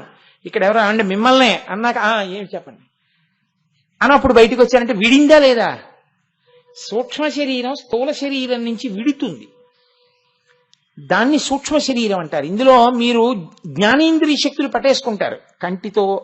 నాతో కొంతమంది అంటూ ఉంటారు, రాత్రల్లా మీ ఉపన్యాసమే చెవుల్లో వినపడిందండి అని. ఎలా వినపడుతుంది? నీ లేనుగా పక్కన అంటే మనస్సు అంత పట్టేసుకుంటే చెవి ఏం చేస్తుందంటే ఇంకా అదే వాక్య నిర్మాణాన్ని అదే తీరుని తీసుకొచ్చి వినపడేటట్టు చేస్తూ ఉంటుంది. కాబట్టి అది సూక్ష్మ శరీరం యొక్క లక్షణం. ఇవి మీరు పట్టుకోగలరు. కానీ మనోబుద్ధి చిత్త అహంకారములు నాలుగింటి గురించి నేను ఒక్క మాట చెప్తే మీరు బాగా పట్టుకుంటారని నా తాపత్రం. మీకు తెలియదని కాదో వీరంతే. మనస్సుకుండే లక్షణం ఏమిటో తెలుసా అండి? ఎప్పుడూ కూడా ఏం చేస్తావు, ఎలా చేస్తావు, సంకల్పము ప్రత్యామ్నాయములను ఆవిష్కరిస్తూ ఉంటుంది. మీకు నేను ఒక ఉదాహరణ చెప్పాలంటే మనస్సు పరిస్థితి ఎలా ఉంటుందంటే, నేను ఇలా మంగళం చెప్పాను అనుకోండి, ఇలా దిగేద్దామా, ఇలా దిగుదామా, వెనక్కి దిగుదామా అంట. ఇలా దిగి వెళ్ళిపోవడం తేలిక కదా, 2 అడుగులు ఇలా కిందకి దిగి ఇలా వెళ్ళిపో. కాదు, అలా దిగితే నీతో చెప్పించిన పార్వతీ పరమేశ్వరులకు ఒకసారి నమస్కారం చేయొచ్చు. పృష్ఠభాగం పెట్టి కూర్చున్నావు ఇప్పటిదాకా. ఒకసారి క్షమార్పణ చెప్పి తప్పలేదు స్వామి అని నమస్కారం చేసి దిగి అలా వెళ్ళు. ఇలా దిగి వెళ్ళిపడితే కొంచెం నువ్వు అది వాళ్ళకి క్షమార్పణ చెప్పడం కుదరదు కదూ. అటు తిరుగు. ఒక సంకల్పం చెప్తుంది.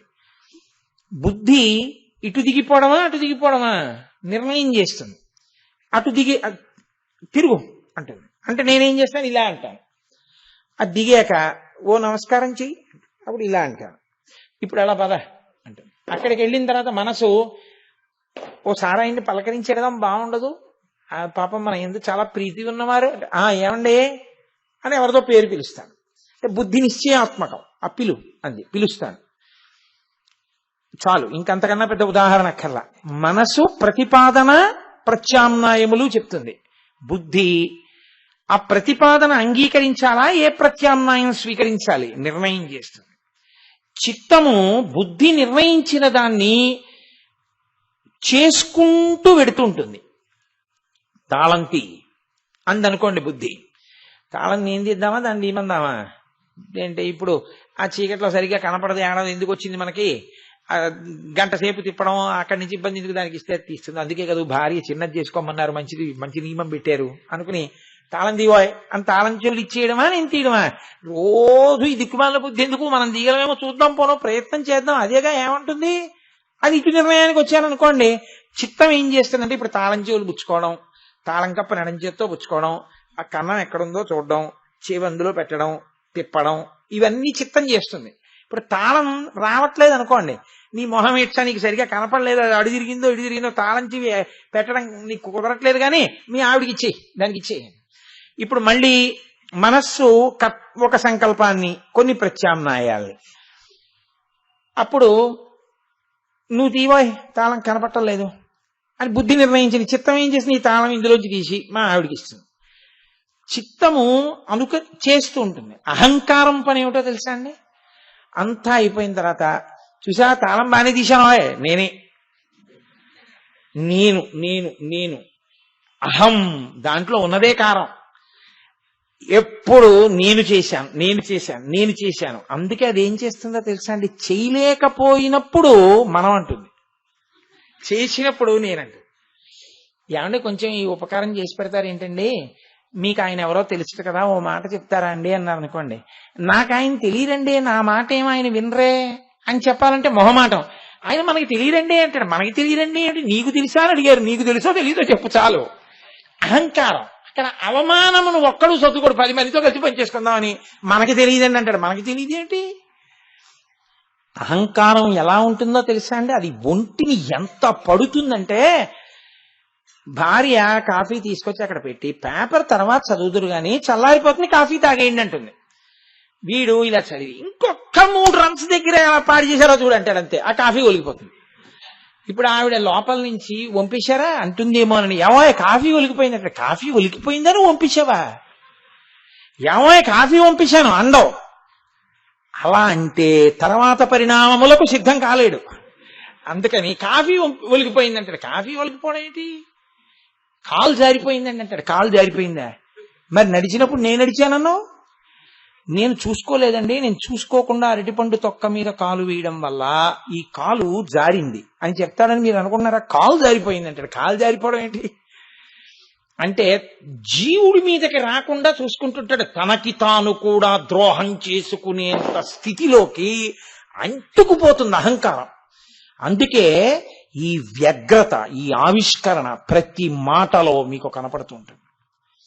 అది అహంకారం. ఇంతకన్నా ఇప్పుడు నేను దానికి పెద్ద వివరణ అక్కర్లేదు. అక్కడ వరకు పట్టుకోండి చాలు. కాబట్టి మనోబుద్ధి చిత్త అహంకారములు జ్ఞానేంద్రియ శక్తుల్ని పట్టుకుని విడుతుంది సూక్ష్మ శరీరం. ఇది ఒకటి. స్థూల శరీరం ఈ పైది. కారణ శరీరం అని ఒకటి ఉంటుంది. అది మీకు తేలిగ్గా అర్థం అవడానికి ఇప్పటి వరకు మీరు ఏమని వినవలసి ఉంటుందంటే జీవుడు అని వినండి చాలు. జీవుడు అన్నవాడు ఏం చేస్తాడంటే ఈ రెండిటిని తొడుక్కుంటాడు. అందుకే మహాభినిష్క్రమణము అని ఓ మాట అంటారు. అప్పుడే 2 కన్నాలు వస్తాయి.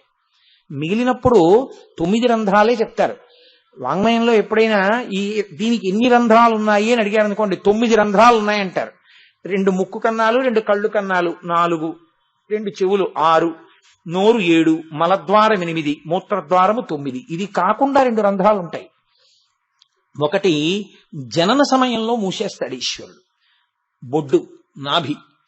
11వది నువ్వు వెళ్ళిపోయేటప్పుడు తెరుచుకుని వెళ్ళిపోనిస్తాడు, బ్రహ్మరంధ్రం. ఇది తెరుచుకుని ఎలా వెళ్లాలో వచ్చిందనుకోండి, అది ఈశ్వరానుగ్రహం ఉంటేనే వస్తుంది. అది ఈశ్వరానుగ్రహం ఉంటే అట్నుంచి ఎడతాడు, అప్పుడు తెరుచుకుంటుంది. అందుకే బ్రహ్మరంధ్రం చిట్లిందండి అంటారు. అది చిట్లకుండా వెళ్ళాడంటే పనికిమాలిన జీవితం గడిపాడు, మళ్ళీ వస్తాడని గుర్తు. అందుకని చిట్లిపోయే వరకు శ్మశానంలో ఎదురు చూస్తారు. టాప్ అని చప్పుడు చేస్తుంది, స్నానం చేసి వెళ్ళిపోండి అంటారు. వెళ్ళిపోయేటప్పుడు ఈ విడుదల బాగా తెలుస్తుంది. స్థూల శరీరంలోంచి సూక్ష్మ శరీరం ఏం చేస్తుందంటే ముందు కంటిలో శక్తిని లాగేస్తుంది, చెవిలో వినికిడి శక్తిని లాగేస్తుంది, ముక్కులో వాసన చూసే శక్తిని లాగేస్తుంది. లాగేసి మనసులోకి తీసుకుంటుంది. మనసు ఉంటుంది, తెలుసుకుంటూ ఉంటుంది. వాడు నోట్లో నీళ్లు పోస్తున్నాడు రోయ్, వీడు అరుస్తున్నాడు రోయ్, అన్నీ తెలుస్తాయి. కానీ ఇవి ప్రతిస్పందించవు. నోరు మాట్లాడదు, కన్ను ఇలా ఇలా తిరగది, నిలబడిపోతుంది. అంటే సూక్ష్మ శరీరంలోకి వెళ్ళింది. సూక్ష్మ శరీరం కారణ శరీరంలోకి వెళుతుంది. అంటే జీవుడు వీటిని పట్టుకుంటాడు. పట్టుకుని ఇప్పుడు వెళ్ళవలసిన మార్గం తలుపు తీయాలి. నీ పాపపుణ్యములను బట్టి ఆ తలుపు తీయడం ఉంటుంది. పరమేశ్వర భక్తుడైతే, అంత గొప్ప భక్తుడైతే ఈ స్థూల శరీరాన్ని, సూక్ష్మ శరీరాన్ని, కారణ శరీరాన్ని కూడా దాటిపోయి మహాభినిష్క్రమణం అంటారు. ఈ తలుపు తెరుచుకుని పైకి వెళ్ళిపోతాడు. ఈ తలుపు తెరుచుకుని పైకి వెళ్ళి, అది మీరు తెరిచే ప్రయత్నం చేయకూడదు, అది యోగ మార్గంలో తెరుచుకుని. అంతేగాని ఏదో పెట్టి పదలు కూడా నాకు మోక్షం వచ్చేసిందనే పిచ్చి పనులు చేయకూడదు. చూసమండి, కొన్ని చెప్పేటప్పుడు భయం వేస్తుంది, ఎవరికి ఎలా అర్థం అవుతూ ఉంటుందో అని. కాబట్టి అది ఊర్ధ్వముఖ చలనము చేసి మహాభినిష్క్రమణం చేస్తాడు. చేస్తే వాడు మోక్షానికి వెళ్ళిపోయాడు అని గుర్తు. కాబట్టి ఆ విడే ప్రక్రియ మృత్యువునందు బాగా తెలుస్తుంది. ప్రవేశం గురించి నేను ఇప్పుడు ఏం మాట్లాడాను. అసలు ఆ జీవుడి ప్రవేశం అనేటటువంటిది నేను మీకు చెప్తే, నేను యథార్థం చెప్తున్నాను, మీకు ఇవాళ రాత్రి నిద్ర పట్టదు కూడా. నేను యథార్థం చెప్తున్నాను. అసలు జీవుడు ప్రవేశించడం ఎలా ఉంటుంది నేను చెప్తే, నేను ఖచ్చితంగా చెప్తున్నా, ఈ సభలో ఎవ్వరికి రాత్రి నిద్ర పట్టదు. ఇంత కష్టపడి ఇందులోకి వస్తామా, అయ్య బాబోయ్ ఎంత దుర్వినియోగం చేస్తున్నామని భయపడిపోతారు. అలా ఉంటుంది. రావడం అంత కష్టం, వెళ్ళడం అంత కష్టం. ఈ 2 సాధన చేతనే దక్కించుకోవాలి. అందుకే భక్తితో ఉండు, విర్రవీగి తిరక్కో, పాడైపోతావు, దీపం ఉండగా ఇల్లు చక్క పెట్టుకో అంటుంటారు. కాబట్టి ఈ స్థూల సూక్ష్మ కారణ ఈ శరీరములను పట్టుకుని జాగ్రత్త, స్వప్న, సుషుప్తి 3 అవస్థలు వస్తాయి. జాగ్రత్త అంటే ఇదంతా పనిచేయడం మొదలు పెడుతుంది. జాగ్రత్త. స్వప్న, స్థూల శరీరం ఉండదు, ఇదంతా అలా పడి ఉంటుంది. దీన్ని ముట్టుకోండి తెలియదు, దీని మీద లడ్డు పెట్టండి తెలియదు, కళ్ళ ఎదురుగుండా కొడుకు వచ్చి నిలబడినవ్వండి తెలియదు, నిద్రపోతున్నాయన్ని. స్థూల శరీరం పనిచేయదు, సూక్ష్మ శరీరం పనిచేస్తుంటుంది ఇంకా. కాబట్టి మనసు ఈ కంటితో కాకుండా వేరొక కంటితో చూస్తుంటుంది. కాశీ వెళ్ళినట్టు కల వస్తుంది. కాశీ చూశానంటాడు, లేకపోతే ఎవడో కొరడా పెట్టినట్టు కలొచ్చి భయం వేసి అమ్మో కొట్టేస్తున్నాడో అంటూ లేస్తాడు. మీ మొహం ఇచ్చా మీకు అలాగే అందుకే అంటాను విభూతి పెట్టుకుని ఆంజనేయ స్వామి దర్శనం పడుకోమని అని. ఇంకా వాడి కోడి తేరగా దొరుకుతాడు. పొద్దున్నే వాడి ఇంటికి వచ్చేసి వాడి తలుపు కొట్టేసి ఏమంటే కలొచ్చింది ఇలా రావచ్చా అని ప్రశ్న. నీ జీవితం మార్చుకో, అలాంటి కళలు రావు. కాబట్టి సూక్ష్మ శరీరం అక్కడ జాగ్రత్త, స్వప్న, సుషుప్తి. సుషుప్తి ఎందు ఏమైపోతుందంటే జీవుడు సుఖాన్ని అనుభవిస్తాడు కానీ ప్రజ్ఞ ఉండదు. కారణ శరీరంలో జీవుడు ఉంటాడు. లేకపోతే చచ్చిపోయిన వాడికి నిద్రపోయిన వాడికి తేడా ఏమన్నా చెప్పండి. చచ్చిపోయిన వాడికి కదలడు, వీడికి కదలడు. వీడి ముందు మీరు వెళ్ళి నిలబడితే తెలియదు, వాడికి తెలియదు. కాబట్టి తీసుకొచ్చేయండి తాళ్ళు అంటున్నారా? లేస్తాడండి రేపు పొద్దున్న అంటున్నారు. పైగా తలుపు వేసి ఉంచండి పాపం పడుకున్నాడండి అంటున్నారు. కారణ శరీరం సుఖాన్ని అనుభవిస్తాడు. స్థూల సూక్ష్మ శరీరములు కూడా జీవుల్లోకి వెళ్ళిపోతాయి. అప్పుడు జీవుడు ఒక్కడే విశ్రాంతిలో ఉంటాడు. కానీ అది ఏ సుఖమో మీకు తెలియదు. ఏమయ్యా రాత్రి బాగా పడుకున్నావా? భలే నిద్ర పట్టిందండి అంటే ఏమిటి భలే అంటే గాఢ నిద్రలో ఏమిటి ఆ సుఖం అన్నాను అనుకోండి. సుఖం ఏమిటని అడుగుతారు. ఏంటంటే ఎంత హాయిగా ఉందో నిద్రపోయినప్పుడు అంటాడు. ఏమిటి హాయి చెప్పలేడు. కారణం ఏమిటో తెలుసండి, అజ్ఞానావస్థ. కారణ శరీరమునందు జీవుడు ఒక్కడే ఉంటాడు. అందుకే జాగ్రత్త, స్వప్న, సుషుప్తి దేనికి ఫలితాలంటే జాగ్రత్త స్థూల శరీరానికి. అలా అది ఆ అన్వయం ఉంచండి. అది మళ్ళీ స్వప్నము ఎక్కడ పెద్ద అయోమయం వస్తుందంటే స్వప్నావస్థ నిద్రావస్థ. స్వప్నావస్థ సృష్టి అవస్థ. సృష్టి, స్థితి, లయ 3 ఉంటాయి కదండి. సృష్టి జాగృతిలో వస్తుంది. అంటే అన్ని కదులుతాయి కాబట్టి సృష్టి, అన్ని కదులుతాయి కాబట్టి స్థితి. తెలుసుకుంటూ ఉంటాడు, ఇది ఉంది అది లేదు, దీన్ని ఇలా పెట్టుకుందాం దీన్ని ఇలా పెట్టుకుందాం, స్థితిలో ఉంటాడు. లేనిది కల్పిస్తే కాదు కొత్తగా ఏదైనా తీసుకొస్తే సృష్టి. సృష్టి ఎప్పుడు చేస్తాడో తెలుసా అండి? స్వప్నంలో చేస్తాడు. కాశీ అక్కడ లేదు, కాశీని తెస్తాడు. శివలింగం అక్కడ లేదు, శివలింగం తెస్తాడు. కొరడాకు పెట్టి కొడుతున్న వాడు లేడు, తీసుకొస్తాడు. వాడికి ఆకలి లేదు, ఆకలి అవుతున్నట్టు ఉంటాడు. మేడ నుంచి పడిపోయాను అనుకుంటాడు, మంచం నుంచి కింద పడిపోతాడు. తాను మరుగుదొడ్లోకి వెళ్ళి మూత్ర విసర్జన చేస్తున్నాను అనుకుంటాడు, మంచం మీద పోసేస్తాడు.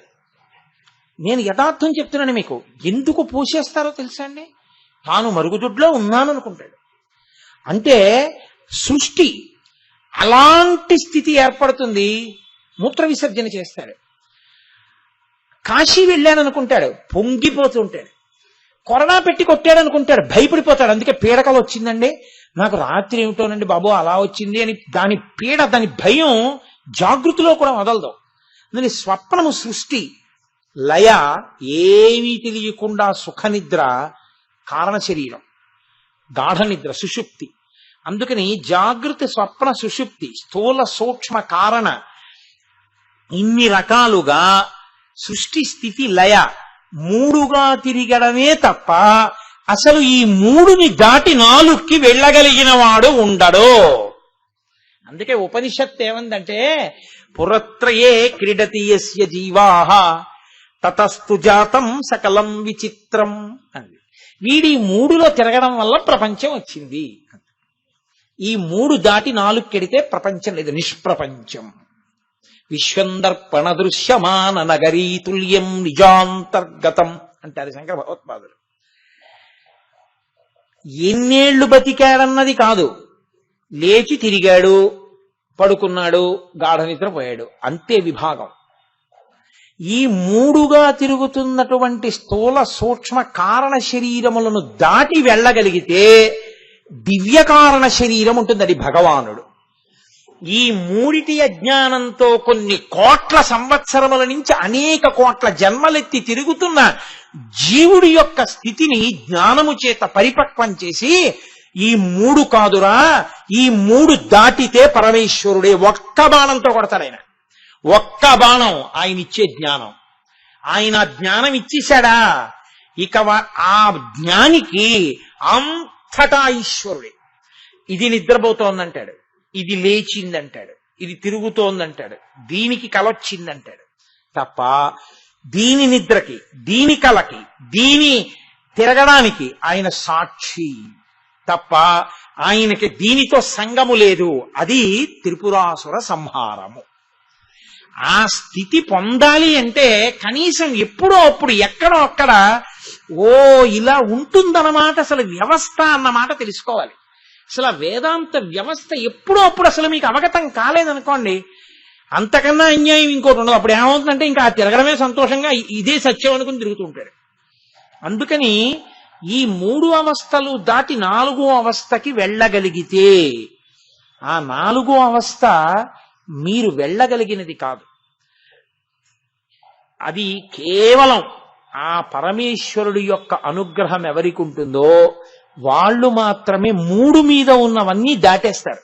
ఇంకా జాగ్రత్త, స్వప్న, సుషుప్తి ఉండవు, స్థూల సూక్ష్మ కారణ ఉండవు, సృష్టి స్థితి లయ ఉండవు, భూత భవిష్యత్ వర్తమాన ఉండవు. త్రిపురముల మీద 3 మీద తిరిగితే త్రిపుర సుందరి మాయ తిప్పుతోంది, దాటాడు, త్రిపురాంతకుడు ఈశ్వరుడయ్యాడు. అహం బ్రహ్మాస్మి. ఆ స్థితిలో పరమేశ్వరుడై జ్ఞాని అయి సాక్షిగా నిలబడిపోతాడు. ఆ నిలబడగలిగినటువంటి స్థితి కోట్ల కోట్ల కోట్ల కోట్ల మందిలో ఏ ఒక్కడో పొందుతాడు. అలా పొందాలన్న ఆర్తి మొదలైతే, శ్రవణము మొదలు పెడితే, భక్తితో ప్రారంభం చేస్తే ఆ కోట్ల కోట్ల కోట్ల మందిలో ఆ ఒక్కడు ఈ సభలోనే ఉండి ఉండవచ్చు. కాబట్టి ఆ ఈశ్వరానుగ్రహం కోసం భక్తితో కర్మాచరణం చేస్తే ఆ ఈశ్వరుడు ఏం చేస్తాడంటే 3టిని దాటిస్తాడు. దాటించి బ్రహ్మరంధ్ర భేదనం చేయించి ఈశ్వర సాక్షాత్కారంతో ఈశ్వరుడిలో కలిసి ఈశ్వరుడిగా వెళ్ళిపోతాడు. ఇక ఆయనకి మళ్ళీ జన్మ ఉండదు.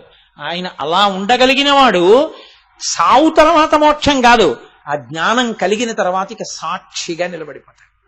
ఆయన ఏ కష్టమునకు ఆయనకి కష్టం కాదు.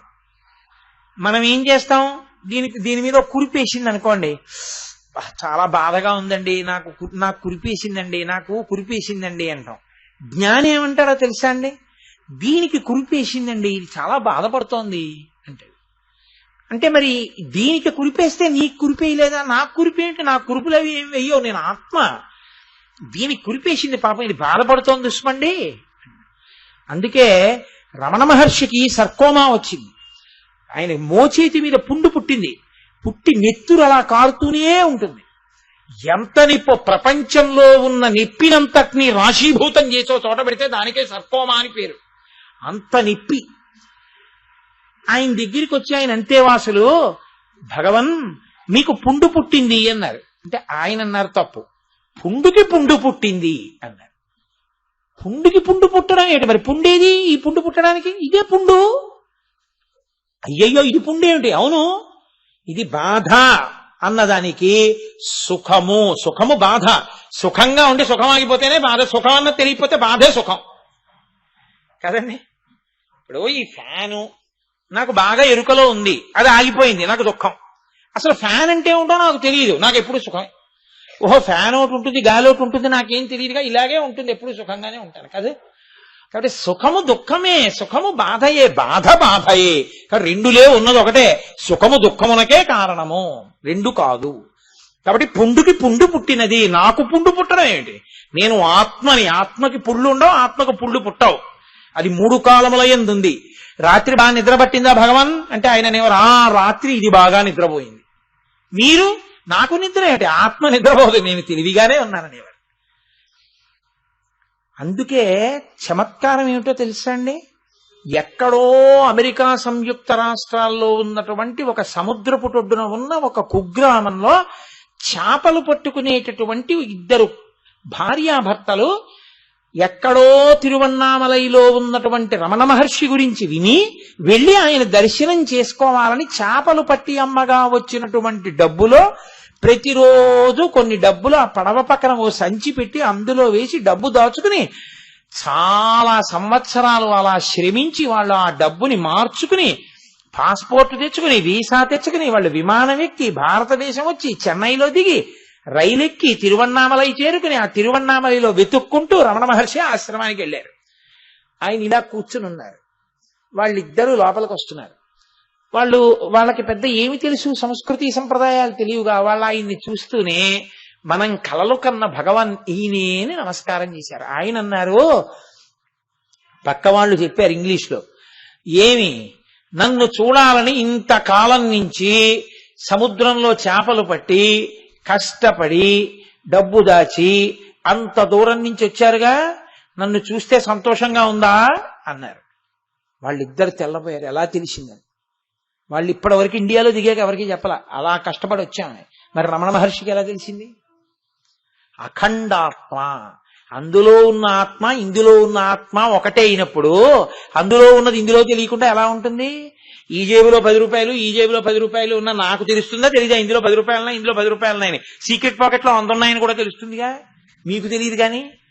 అలా ఆత్మకు అందరిలో ఉన్న ఆత్మ ఒకటే అయినప్పుడు దాని ఆలోచనలు అన్నీ దీనికి తెలుస్తుంటాయి కదండి. అఖండము, అనంతము, ఆకాశము, ఏకము, ఆ స్థితికి చేరిపోయిన వారికి అన్నీ తెలుస్తాయి. అందుకే వారు సమస్త జీవులలో బాధలు తెలుసుకుంటారు.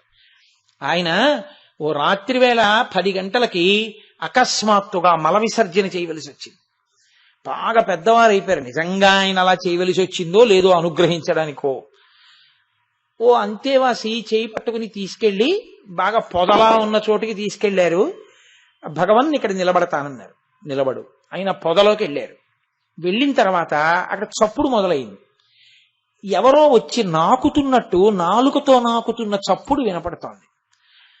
ఈయన ఏంటి, ఎవరో నాలుకతో నాకుతున్న చప్పుడవుతోంది, భగవన్ మాట ఏమో. ఈయనేమో నా కోసం ఎదురు చూస్తున్నారా, పగటి పూట అయితే మిమ్మల్ని ఎవరు రానివ్వరా, మిమ్మల్ని రాళ్లు పెట్టి కొడతారా, అందుకని ఒక్కసారి చూసి వెళ్ళిపోదామని వచ్చారా, మీరు చాలా బాధలో ఉన్నారు, ప్రశాంతంగా వెళ్ళిపోదురు కానిలేండి, ఇంకా మీరు మళ్ళీ రావక్కర్లేదు, అరుణాచలంలోగా శరీరం వదులుతున్నారు, ఈశ్వరుని యందు కలిసిపోతారు అని మాట్లాడుతున్నారు. అవతలేమో ఎవరో నాకుతున్న చప్పుడు వస్తోంది. ఏమిటి మాట్లాడతారు కానీ నాకుతున్నారు ఏమిటి, ఈయన మాట్లాడుతున్నారు, దగ్గరికి వెడితే బాగుండదు. కాసేపు ఆగి ఆయన వచ్చేసారు. భగవన్ మీరు మాట్లాడుతున్నారు, ఎవరో నాకుతున్నారు, ఎవరన్నారు? మీ అందరూ కనపడితే చాలు ఒంటి మీద ఈగవాలినా అంటుకుంటుందేమో అని భయపడతారే, ఒక ఒళ్ళంతా గజ్జి పట్టేసిన కుక్క, మీ దృష్టిలో కుక్క అని మీరు పిలిచేటటువంటి వారు ఉన్నారే, వారు శరీరం వదిలిపెట్టేయడానికి సమయం ఆసన్నం అయిపోయింది. వారు వచ్చారు, ఒకసారి చూడాలి నన్నని. వారు వచ్చారని వారికి ఒక్కరికే దర్శనం ఇవ్వాలి అంటే మీకెవరి దగ్గరికి రాకుండా ఉండాలని నేను వెడతానన్నాను. మీరు ఇక్కడి నించున్నారు, నేను వెళ్ళాను, వారు వచ్చారు. వారు ప్రేమతో ఇన్నాళ్ళకి నేను కనపడ్డానని నన్ను నాకుతున్నారు, దీన్ని నాకుతున్నారు. వారు అనంతమునందు కలిసిపోయే సమయం ఆసన్నమైంది కాబట్టి వారిని మీరు బెంగ పెట్టుకోకండి, మీరు వచ్చారు, మీ కొరకే వచ్చాను అని వారితో మాట్లాడాను. వారు అరుణాచలమునందు కలిసిపోయారు, రండి మనం కూడా వెడదాం అని ఆయన లోపలికి వెళ్ళిపోయారు. ఆయన కుక్కని కూడా వారు వారు అనే మాట్లాడేవారు. ఆయనకి ఒక కుక్క, ఒక గజ్జి కుక్క, ఒళ్ళంతా పుళ్ళు పడిపోయిన కుక్క రమణ మహర్షినంత ప్రేమిస్తోందని, ఆయన్ని చూడ్డానికి ఒక కుక్క వచ్చి అక్కడ ఉందని పొదలో, ఎవ్వరూ దగ్గర లేకుండా వెళ్లాలంటే అదొక్కటే మార్గం అని, అప్పుడు తన ఒళ్ళంతా నాకి నాకి ప్రేమతో అది శరీరం వదిలిపెట్టాలని, అది గజ్జి కుక్క మిగిలా వాళ్ళకి. అది కూడా ఈశ్వర చైతన్యమునందు అంతర్భాగం రమణ మహర్షి. అంత సాక్షిత్వమునకు వెళ్లి నిలబడగలిగినటువంటి ప్రజ్ఞకి వెడితే త్రిపురాసుర సంహారం అయిపోయిందని గుర్తు. ఆయన శివుడు, ఆయన జ్ఞాని, ఆయన సాక్షి. అద్భుతమైనటువంటి ఆ స్థితిని త్రిపురాసుర సంహార ఘట్టంగా, పైకి త్రిపురాసుర సంహారం ఒక్క పరమశివుడు మాత్రమే ఇవ్వగలిగినటువంటి మహోత్కృష్టమైన జ్ఞానము. నేను ప్రయత్నం చేయకపోయినా కాకతాళీయంగా కార్తీక సోమవారపు అసుర సంధ్య వేళ దాటాక ఈశ్వరుడు ఇవాళ త్రిపురాసుర సంహారాన్ని కూడా చెప్పించేశాడు. కాబట్టి ఆయన ఇవ్వగలిగిన అత్యద్భుత స్థితికి త్రిపురారి, పురారి, త్రిపురాసుర సంహారి అని ఆయనకి పేరు. అంతటి మహానుభావుడు పరమేశ్వరుడు. అంటే ఆయన పాదములు పట్టుకున్న వాళ్ళకి ఆయన ఆ స్థితి ఇస్తాడు అన్న మంగళకర వాక్యం దగ్గర ఇవాళ ఉపన్యాసం పూర్తి చేసి, రేపు అత్యద్భుతమైనటువంటి నామం వస్తుంది అనుకుంటున్నాను. బహుశా కైలాసవాసి కవచీ కఠోర త్రిపురాంతక వృషాంకో వృషభారూఢో భస్మోద్ధూళిత విగ్రహ. ఆయన ఎద్దేమిటో ఆ పతాకం మీద ఎద్దేమిటో, అసలు ఒంటికి భస్మ ఎందుకు రాసుకుంటారో, మనం ఎందుకు భస్మ పెట్టుకోవాలో రేపటి రోజు సాయంకాలం చెప్తాను.